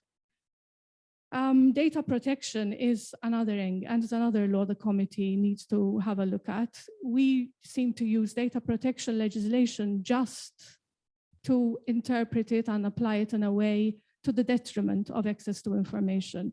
So we seem to use this privacy aspect. In a country of gossip, we seem to use privacy aspect just to be able to withhold information rather than provide information. And I think a lot of you have spoken of politicians and politics. I'm not going to be the one to side with them. But we do need to get political parties to recognize that they too have obligations. Till only a few days ago, I was an MP, and I know how things work within political parties. And I've seen and experienced the reaction of political parties with journalists. For hell's sake, I've gotten in trouble just by calling it out a couple of times myself.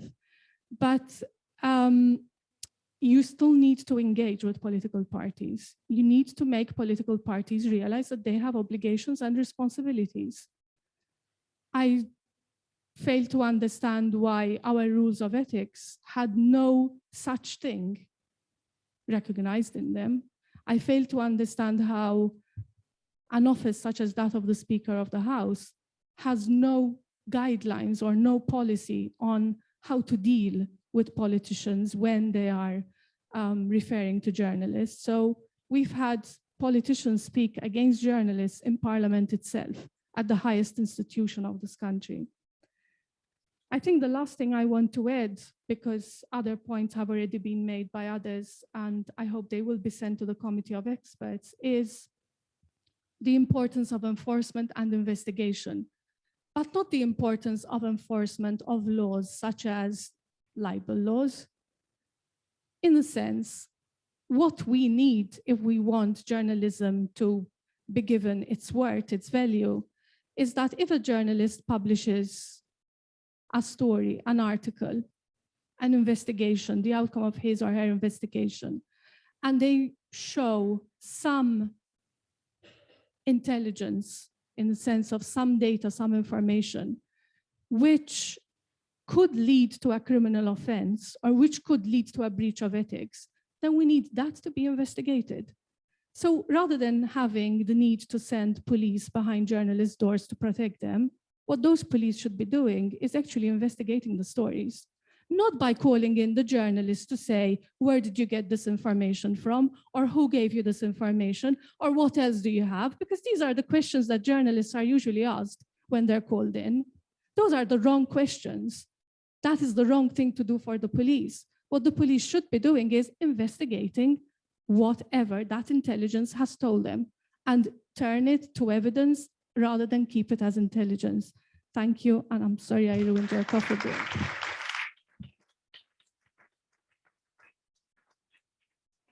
Much, Therese, and all those who have contributed during this session.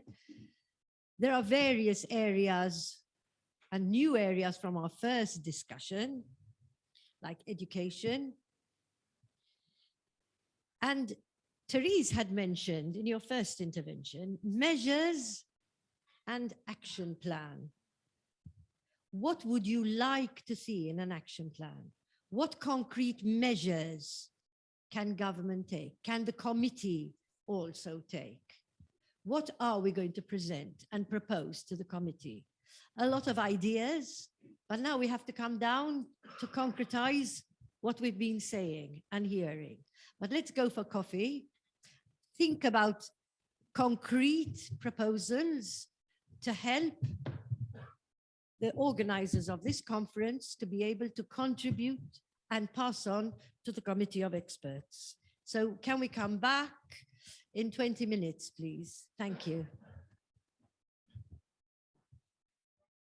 Discussed some proposals that can be presented. I'd like to start off now by giving the floor to Elizabeth Kanellakis, who's the Public Affairs Officer at the American Embassy. Thank you, Liz. Good afternoon, everyone. My name is Liz Kanellakis. I'm the press attaché at the US Embassy. And I just want to begin by stating on behalf of all of my colleagues at the US Embassy and many diplomats back in Washington as well, not only how pleased we are to support this effort today, but also very proud and humbled as well. It's a really fantastic effort, and I couldn't be happier to be here. As an American, I of course believe very strongly in the importance of a free and responsible press. In fact, a free and responsible press is absolutely essential to a functioning democracy. That's why we often refer to journalism as the fourth pillar of democracy. And I think for Americans in particular, we're very passionate about this topic because it actually specifies in our Constitution, in the Bill of Rights, in our very first amendment, the importance and the necessity of freedom of speech and freedom of the press. And we really bring that fundamental belief to our work overseas and to the global challenges that we're faced with today. I think we all acknowledge that without freedom of the press and good and responsible journalism, we can't tackle some of the most pressing issues of our time. So we bring it to these global challenges, but it's also very pressing in the local context here in Malta. I wanted to note that just in October, shortly after my arrival here in Malta, we, of course, commemorated the 4-year anniversary of the murder of Daphne Caruana Galizia. And on that occasion, the US Embassy issued a statement, and in it, we welcomed the public inquiries, the work of the public inquiry and its findings. And we also welcomed efforts made by the government, which is pursuing ways to ensure greater protections for journalists.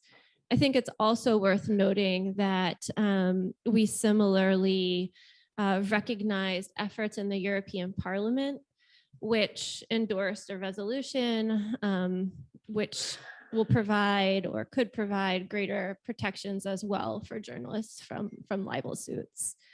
So these are important developments, but there's still a lot more that we need to do.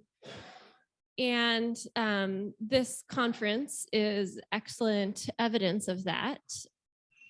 The US Embassy was pleased to support this effort, as we are many efforts to support journalists, journalism students, academics, and a range of others here, but elsewhere in Europe as well. Teaching things like media literacy, fact checking, and other best practices in that space. I mentioned those lines of effort because the more people I tell about it, I hope the more people will ask me about it, because these are programs and these are efforts that we want to expand and we want to continue. So I've already spoken too much. There's still quite a bit that I know everyone wants to accomplish today. Let me just close and saying once again how truly pleased, humbled, proud the US Embassy and the American people are to support this conference today.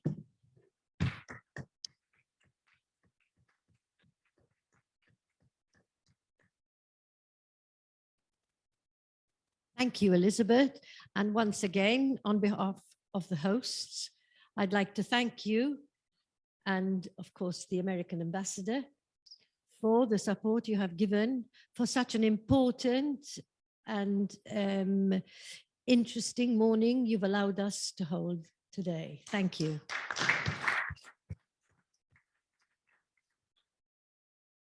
I'm glad Elizabeth actually mentioned the fourth pillar of democracy, which hasn't been mentioned as the fourth pillar, which we need to give much more importance, speak about, and raise awareness about.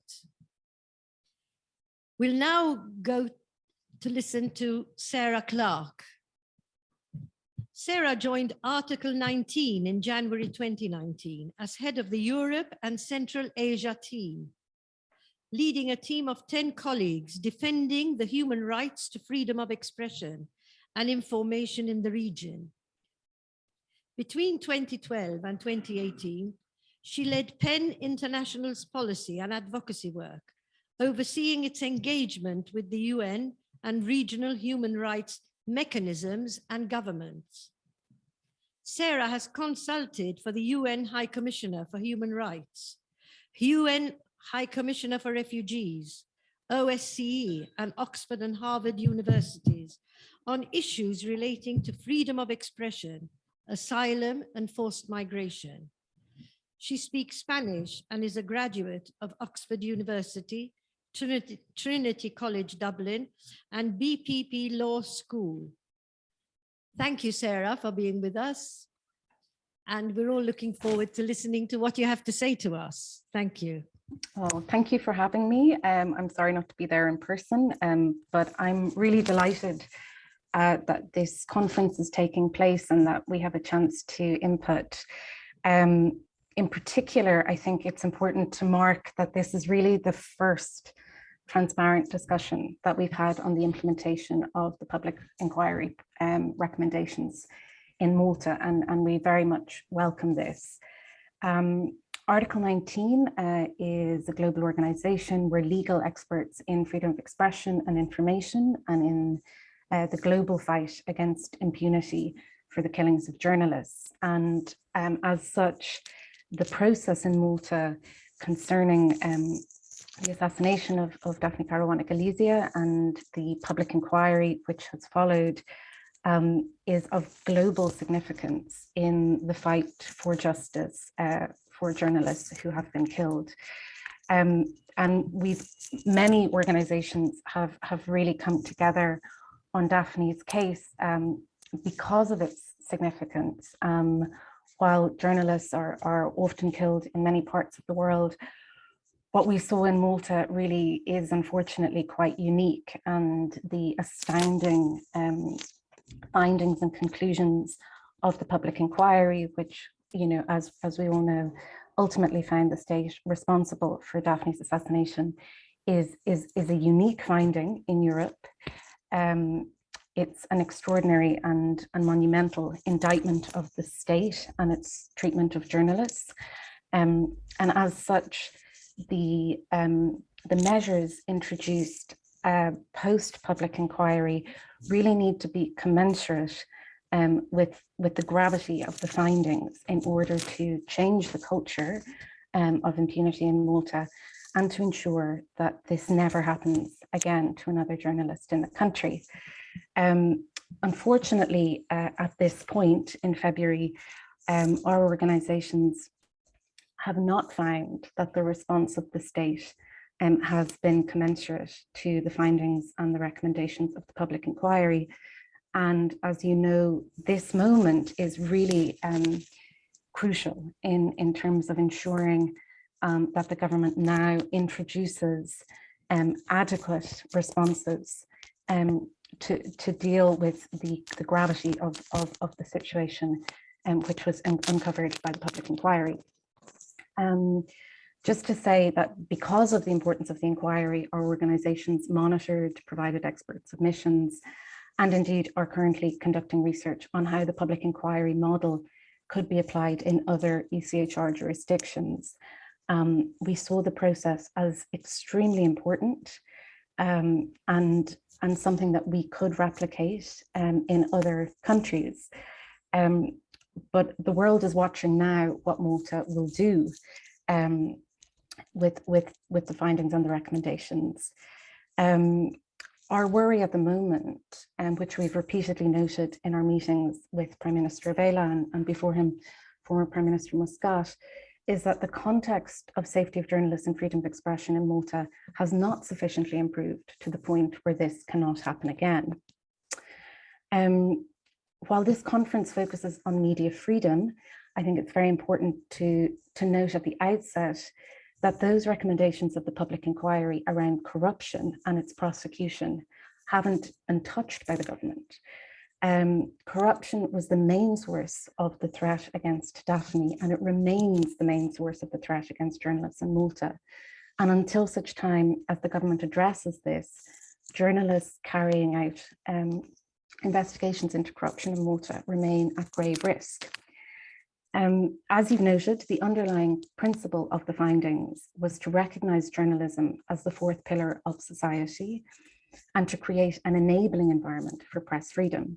And all next steps towards the implementation of these recommendations, they must be grounded in the recognition of these principles, and legal amendments must be commensurate with the gravity of these findings and ensure that these findings are put into law.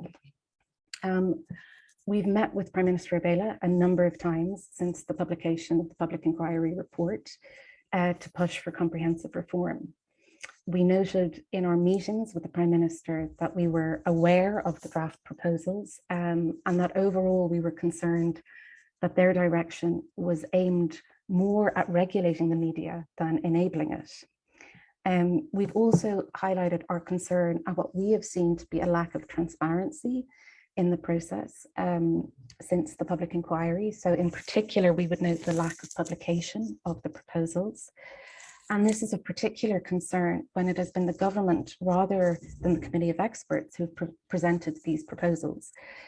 Usually when it comes to legislation around freedom of expression and the safety of journalists, we would expect governments to openly publish proposals and to engage in a transparent consultation, enabling expert organizations such as the Council of Europe, the OSCE, and organizations like our own to contribute our technical assessment of the drafts.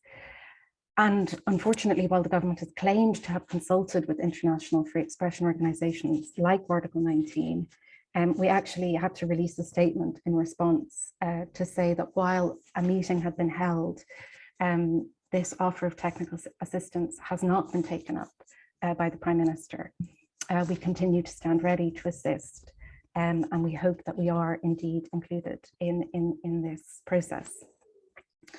So, you know, we're talking about the recognition of journalism as the fourth pillar of democracy and in the creation of an enabling environment. So what is an enabling environment for media freedom?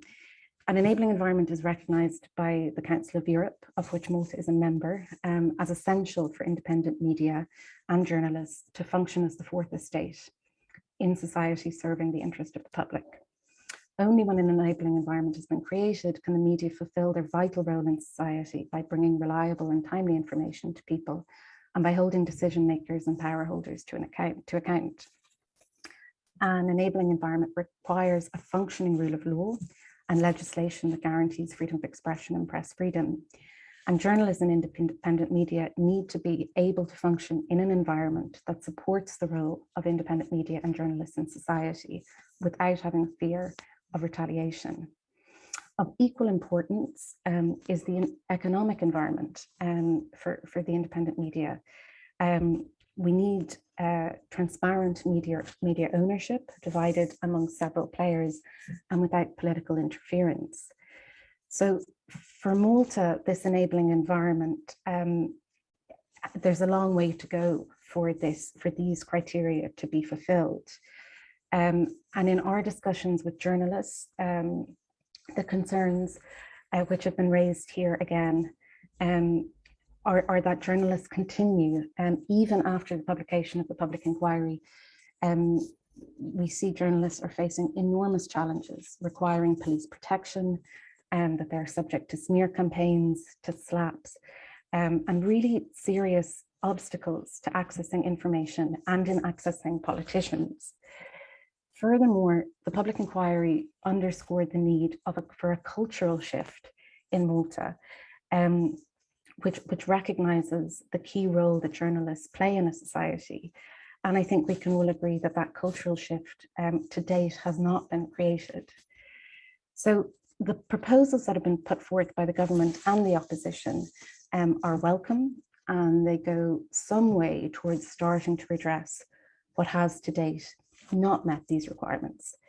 And there are really a number of areas in which further development is necessary. As you may know, there are several proposals on the table from the government and the opposition that I'd like to talk a little bit about today. As a whole, the proposals are a step forward, and Article 19 is currently conducting a legal analysis of these proposals for their compliance with international standards. Some initial thoughts. I think the issue of slaps has come up repeatedly, and Prime Minister Bela has announced, with some, with some strengths that Malta is going to be one of the first countries in Europe to unveil anti-slap proposals. Now, there's been some confusion, I have to say, at the international institutions and at organizations like our own, because again, these proposals haven't been published. They have been leaked and they've been published elsewhere. But the process hasn't been one of transparency. So usually we would expect all draft proposals to be sent to Brussels and to Strasbourg for a thorough analysis. But what we have seen from the proposals as they have been leaked is, in terms of what the government is looking to propose, really focuses on 3 separate amendments to the Media and Defamation Act and to the Criminal Code. As it stands, the government proposals really only look to those slap suits that have been instituted abroad. Those that are, so they'd be instituted abroad against Malta domiciled authors. They're silent on whether a defendant has entered a defence abroad or not. They do not safeguard the defendant from the cost of having to enter a defence abroad. And this is usually prohibitive for Malta domiciled media actors.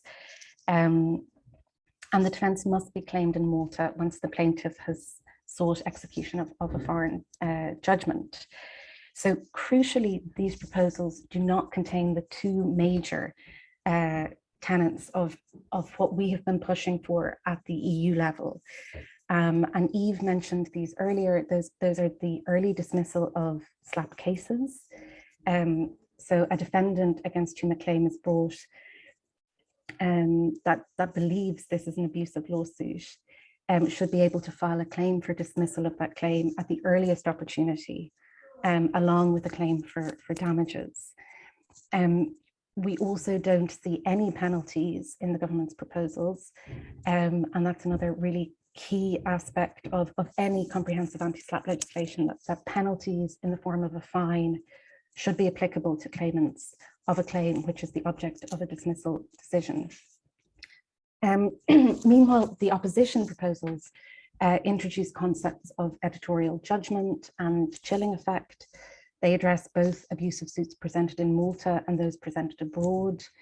They're focused on supporting participation in public debates on matters of public interest without fear of legal action. And so they're focused on making the chilling effect, which has been discussed at some length today, a consideration where libel is defended on the grounds of public interest. The application of the chilling effect test under the opposition's proposals is not limited to journalists, but it's open to public participation in debates on all matters of public interest. So it would therefore protect civil society, the general public, and bloggers. And this wider definition of journalism is really important when it comes to SLAPs. They have to be applicable to all public watchdogs. Again, under the opposition proposals, SLAP suits won abroad would not be executed in Malta if that foreign judgment is likely to have a chilling effect on public participation in matters of public interest. So one of the areas where the opposition proposal could be amended is to include that where the chilling effect test fails, a foreign libel judgment against a Maltese author will only lead to the payment of damages that are not more than the maximum allowed by public law, by Maltese law. So I think, you know, overall what we've seen in kind of much vaunted proposals by the government is that they really fail to tackle some of the realities that journalists in Malta are facing with SLAPs, and that is the vast majority of SLAP suits are instituted domestically in Malta, and that these need to be subject to a process of early dismissal, and that we must see damages and penalties for those plaintiffs who take repeated SLAP actions. And I think the context here is really important because we're at the point of the European Commission unveiling its anti-SLAP proposals, and a huge amount of the momentum in Brussels that has brought us to this point has really been driven by Daphne's family and by organisations that have been looking at SLAPs in Malta. Without this pressure, Brussels would not be taking these steps, and it was the cases against Daphne that really brought the issue of SLAPs against journalists in Europe to the fore. So it's crucial that Malta really addresses SLAPs, because it's from Malta that this entire movement around anti-SLAP has originated, and it would be a real shame, and practically speaking, you know, it would fall far short if the government were to proceed with the proposals as they stand. One area of SLAPs that neither of the proposals as they stand address is the issue of threats of SLAPs. So we know that the vast majority of SLAPs are preceded by pre-action legal letters. They're often marked private and confidential. And these are letters that threaten proceedings. And it's usually on receipt of these letters that we see self-censorship by the author or the editor, or negotiation on what is published. Elsewhere in Europe, our coalition, so the Coalition Against SLAPs in Europe, of which a number of Maltese organisations are members, we look at exposing these letters, at publicly shaming the law firms and the plaintiffs which are taking SLAP suits. And I know in Malta, recently we've seen a lot more journalists and media houses going public and publishing these letters, and I think that's a really important step. But I think, as Therese mentioned earlier, we really need to deal with the cultural aspects around SLAPs to really discourage, to shame those law firms and those plaintiffs who are taking these cases. So there's a huge amount more to be done in order to effectively tackle SLAPs in Malta.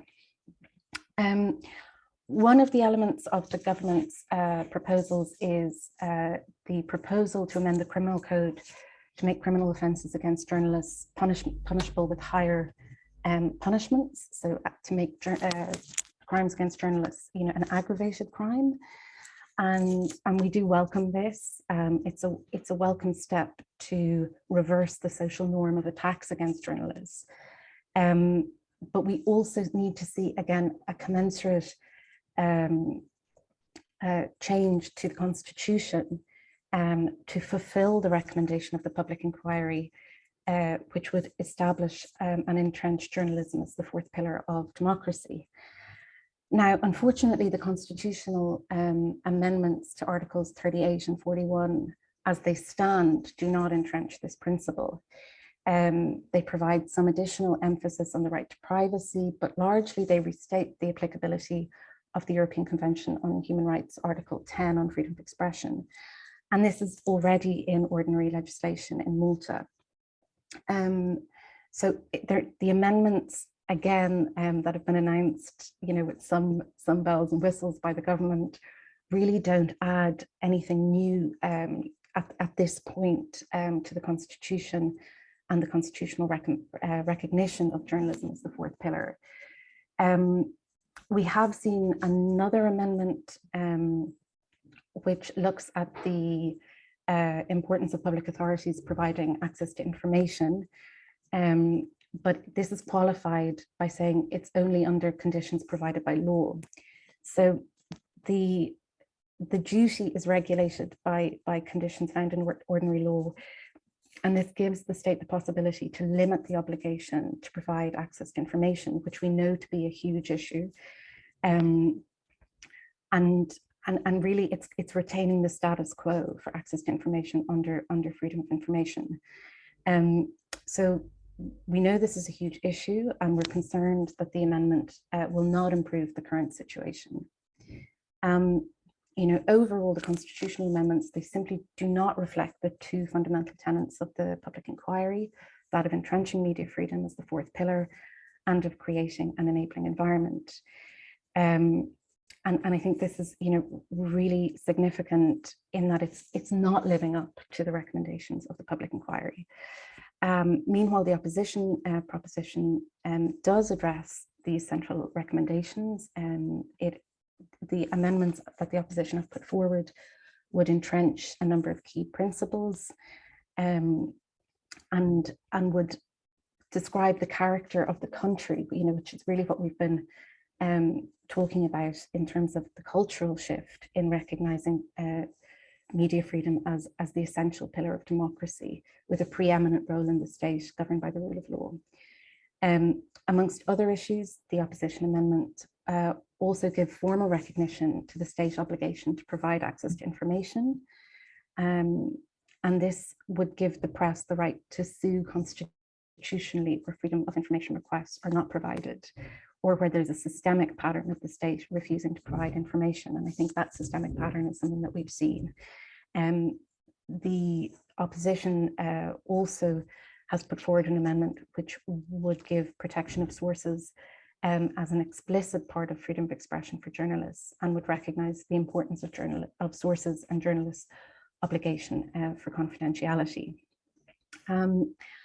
Finally, we've seen a welcome amendment to the Media and Defamation Act to address the issues which arise, as in the case of Daphne, where an author or editor dies and defamation suits against their heirs continue. And I think that's been one of the most egregious issues that the international community have noted is the continuation of libel suits against Daphne's heirs. However, the proposals stop short of defamation proceedings. It does stop the payment of damages. But basically what we have seen is that the procedures could continue. The heirs may not have to pay damages, but they're not in a position to defend the author of the editor. And there's also a problem in that it shifts the responsibility onto the publisher. So those cases could continue to be taken against the publisher or editor. And that really raises a lot of issues around how the editor or publisher could defend these cases. So I think we see that there's a really long way to go in the government's proposals. I think, the important pieces to sort of really, keep in mind at this point is, and as we continue to remind the government, is the fundamental importance of transparency and meaningful consultation in this process, in particular with the OSCE, the Council of Europe, and international freedom of expression organizations like Article 19. We would like to see the proposed constitutional amendments revised to fully implement the recommendations of the public inquiry and entrench journalism as the fourth pillar of democracy. We would like to see the anti-SLAPP proposals, which at this point really fall far short of best practice. We want to see these strengthened and brought into line with international standards. And then beyond these legal changes, there's a very clear need for a cultural shift in Malta towards the recognition of the role of journalists in a democratic society. And I think in particular, as we approach elections, I wanted to restate, what we asked Prime Minister Vela in our meeting with him, and which we would also ask the opposition, is to really desist from partisan polemic attacks on journalists. We know that these attacks rise in the context of elections, and we're very concerned that this kind of ongoing denigration and smearing of journalists can reach fever pitch in the lead up to elections. So we're really asking for political parties and their media to desist from such attacks. Thank you very much.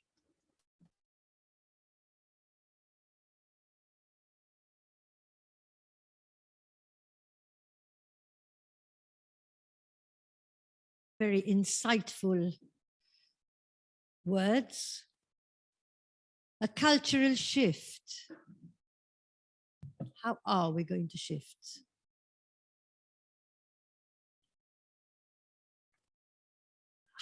How are we going to address the shortcomings of the recommendations? What input can we give? Again, I will stress, this is the consultation that never happened. This is the dialogue that we need to be able to recommend. Let's look at the key principles for an enabling environment for our press. And here I'd like to first call on Rebecca and Rachel from the Daphne Caruana. Roberta, sorry, Roberta, from the Daphne Caruana Galizia Foundation, to bring out the key points and also which can turn into concrete proposals from today's discussions. And then we can go on to concluding remarks after their presentation. Thank you. Thank you very much. And thank you, everyone. I think you kept us on our toes today and reporting everything you had to say. The first action item that we listed was that there needs to be a step towards the implementation of the these recommendations have to be grounded in the principle that the protection of media and journalists is the fourth pillar of democracy. So this will help creating an enabling environment, which is essential to all of the action points that we're going to list here today. There's a requirement for judicial support. Nicole mentioned the creation of a consultative council of journalists and industry interests that is chaired by an ombudsman. It's also important for there to be an arbitration process that stops litigation against journalists being resorted to so quickly. And among these recommendations is also the need to advocate for greater transparency of the Committee of Media Experts itself. The IGM needs to have more teeth and requires more resources as well. And it needs to be more vocal about the important issues that affect our democracy. On financial support, there were many points raised about bridging the gap between the resources that state media have and independent media have. So there needs to be regulation of government spending in the media, as well as transparent media ownership. There were points raised about the need for psychological support for journalists, and this is mostly because of the chilling effects of SLAPPs and other intimidatory actions. So the legislation that was spoken about here today that needs to tackle domestic SLAPP cases with a specific focus on the damages that are granted and the penalties that are given to plaintiffs. Other legislative recommendations, including adding a defense for libel cases so that magistrates can dismiss through listed criteria a frivolous case. So this means determining or not whether it is a slap. When applicants file a libel case, they should also deposit double the cost so that it acts as a security. A non-legislative recommendation that was mentioned was to name and shame the lawyers and law firms that take on these kind of cases and defend the applicants. The country also needs to have a well-defined formal recognition of freedom of expression that is defended in the Constitution. However, it's not only legislation that is needed, but also non-legislative measures that are set out to protect freedom of speech in Malta. Freedom of information was also a very key topic that was discussed. There needs to be access to information laws and practices currently obstruct journalists and others from receiving timely information. So a legislative recommendation that was pitched today was revising the FOI and Whistleblower Acts so that the work of journalists and their sources are protected. There should also be the ability to constitutionally sue when FOI requests are not provided. A non-legislative measure that was raised was that there should be, well, journalists should be allowed to record and photograph in the courts. It was also mentioned that education is important. There needs to be media literacy taught in schools, and fact-checking and other best practices in the media need to also be taught. And finally, there was the issue about culture. The committee of experts need to have a thorough understanding of Maltese society. But in order for a cultural shift of Maltese society to take place, there also needs to be the recognition of media freedom as the fourth pillar of democracy.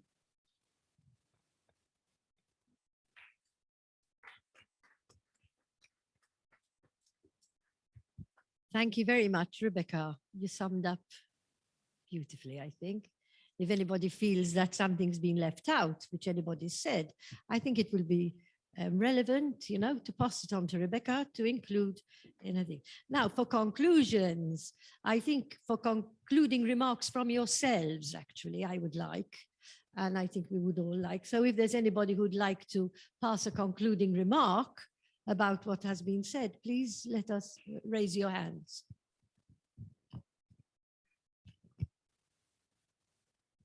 I'm Paul Borch-Olivier, and I stand here as a lawyer, and I share the bar with Evelyn Borch-Costanzi, with Therese and other lawyers in assisting journalists and Republica on a pro bono basis to defend and fight cases on human rights, particularly with respect to freedom of expression and other human rights cases.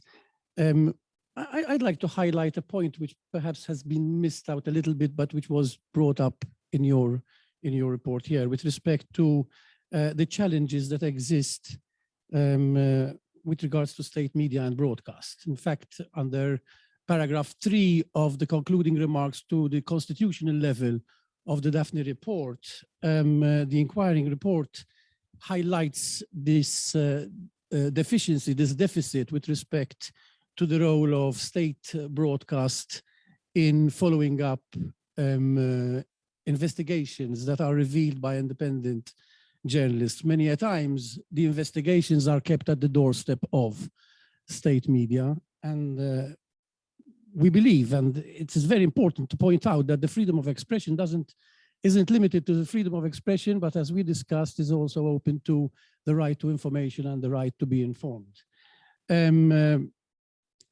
I would like to refer here, because many of you here come from the print media and the blog media rather than the broadcast media, and one can see a complete capture of the media, of a media capture of broadcast. Last week there was a survey which was conducted by Vince Marmara for the ministry responsible for broadcasting, and only 48.4% state that media, public state news is considered to be balanced. So the majority of the viewers think that state media, that state news, that bulletins are biased. And here, this takes me to a second point, that we live in a situation where there exists a strong duopoly of a captured broadcast media between PBS and One Productions, because if one had to look at the surveys, one would see that 90% of viewers are captured by these two stations. I will delve into slightly as regards to the PSO, because independent journalists, investigative journalists are fighting against a public broadcasting media service, which is funded up to 6 million euros a year, right, to offer its public service obligation. But that public service obligation, as Natalino can confirm, has been transformed from a newsroom that was technically independent from state funding to recently a newsroom that is fully funded by the government. So here we have a complete, in my opinion, media capture of broadcast. So I think one really needs to look at the recommendations made by the inquiry with respect to the importance of impartiality and balance that the Broadcasting Authority has as one of its main responsibilities under the Constitution. Because as I said, and as the conclusions state, investigative journalists are being kept at the doorstep, and the information that they are trying to bring out with respect to the truth is being completely muffled by the complete manipulation of a media captured broadcasting environment in Malta.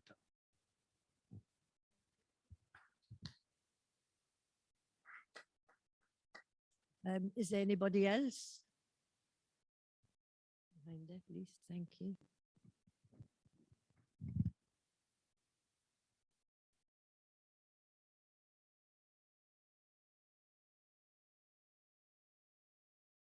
With some imagination, I'll be Christoph Schweiger, who sent in his comments and asked me to read them out. He's currently abroad and he's following the discussion, and he mentioned 3 brief points. Newsrooms should pool resources and fund a new IGM with full-time staff. Defending media freedom isn't something that you do after a 12-hour shift, he says. The second point is that newsrooms should demand weekly press conferences in Castile with opportunities for follow-up questions, no more unchallenged Sunday sermons by the party leaders. And thirdly, he mentions security. Unless this demand is met, journalists can't work. If you expose a criminal and they're left running around in the streets, you're going to be the next target. So would you rather sort of expose the criminal or just go for the easier one and write about Eurovision and self-censor instead? That was Christoph, not me.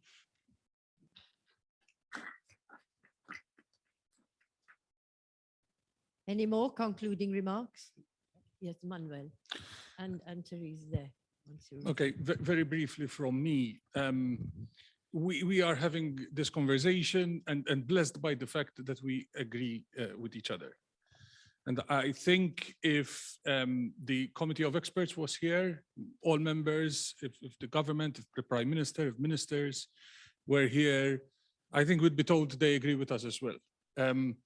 There's a lot of lip service to these principles, but there is no dialogue, no proper conversation, no space for conversation. It was mentioned here before, we've had a whistleblower protection law here in this country since 2014. It has never worked. One whistleblower famously had to escape in fear for her life, and there were attempts to drag her back. She survived thanks to the protection of the courts of another country. And another one has been warned from the backbench in Parliament that should they, in the process of applying for whistleblower status, reveal secrets, they would go to prison while they wait to see if their status is acknowledged.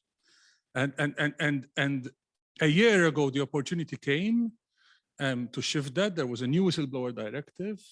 The law needed to be updated. For a year as Republica, we have publicly appealed for a conversation about this. For a year, we were ignored. The law was indeed amended. On the regatta score sheet with the European Commission, Malta is actually a prime example of how quickly it updates its laws, but our law still requires an appointee of the Prime Minister to decide whether someone who's going to expose the Prime Minister for corruption is eligible to the protection from consequences. So we are in a situation where we're talking to ourselves, we're being told that there is agreement. The Prime Minister and the government introduces himself and themselves as enthusiastic protectors of journalists. I was pleased to hear on a personal level the sympathy of the Prime Minister, but not the sympathy of the leader of the Labour Party, whose media continued their assault, and continue to this very day. So there is a mismatch of conversation here, which takes us to the realm of the unreal. It's never going to be more unreal than the next 4 weeks. We're in an election campaign, and certainly we do not hope to have any fruitful conversation at a time when democracy is at its worst instead of at its best. But immediately after that, we must insist, all members of the media and the free speech community, we must insist that if any changes are going to be made, they're going to be made following a meaningful dialogue and conversation. Because here's the risk. Every time these laws are changed, they can be made to look like they're better while they're being made worse. And every tinkering with the Constitution, with rights of journalists, with right of free expression, every tinkering can be manipulated in making things worse. Consider that a law that is supposed to be protecting children from being bullied is a law that clearly looks like the reintroduction of criminal defamation.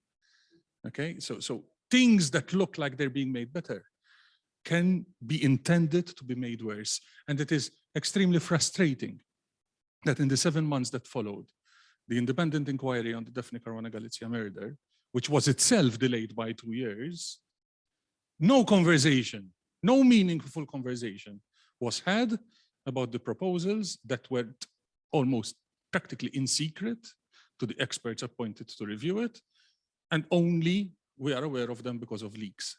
It is incredible that leaks are necessary when debating the protection of freedom of information.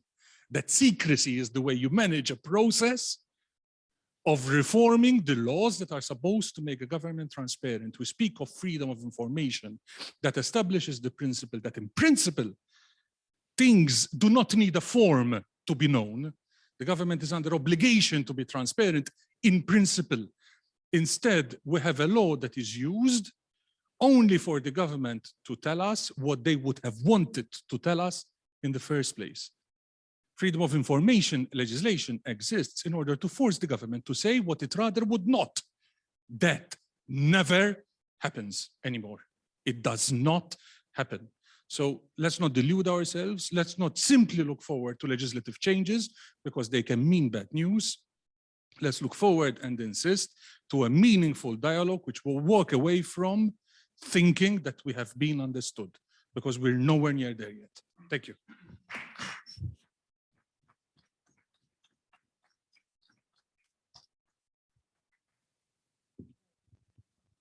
Thank you. I had just one sentence to say, and what I wanted to do was pick up on something that Sarah said. I think Sarah gave us the trust of the concluding report for this conference, which is we're not after regulation, we're after having an enabling environment. So whatever the committee of experts is going to think of, whatever idea goes to their table or comes to their mind, they need to ask one question. Is this being done to regulate, or is this being done to enable journalism? If the answer is it's being done to enable journalism, then it's a good proposal. If the answer is we're going to regulate journalism or anything that's secondary or necessary for journalism to happen, then it's a bad proposal. I think this is the main message for me.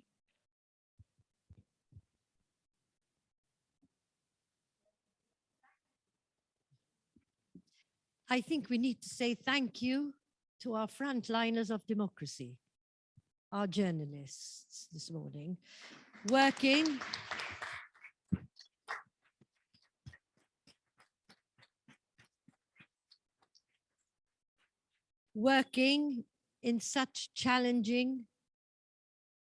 in a challenging arena, I would say. In fact, if I remember correctly, Sarah mentioned the word butchers in her speech to us. This morning, I think, has been an opportunity which will encourage us to carry on the dialogue. To carry on the dialogue for this fourth pillar of democracy.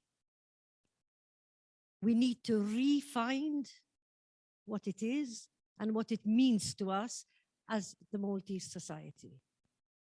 Thank you all for being present today. Once again, thank you, Elizabeth, to the American Embassy, for giving us this opportunity to meet on such a level. And may I augur that this is again a seed which has been planted this morning, bringing together. I myself have never been to a conversation like this, on this level. So let us carry on and bring to fruition all that we have discussed, but present a good and sound proposal to the Committee of Experts. Thank you all.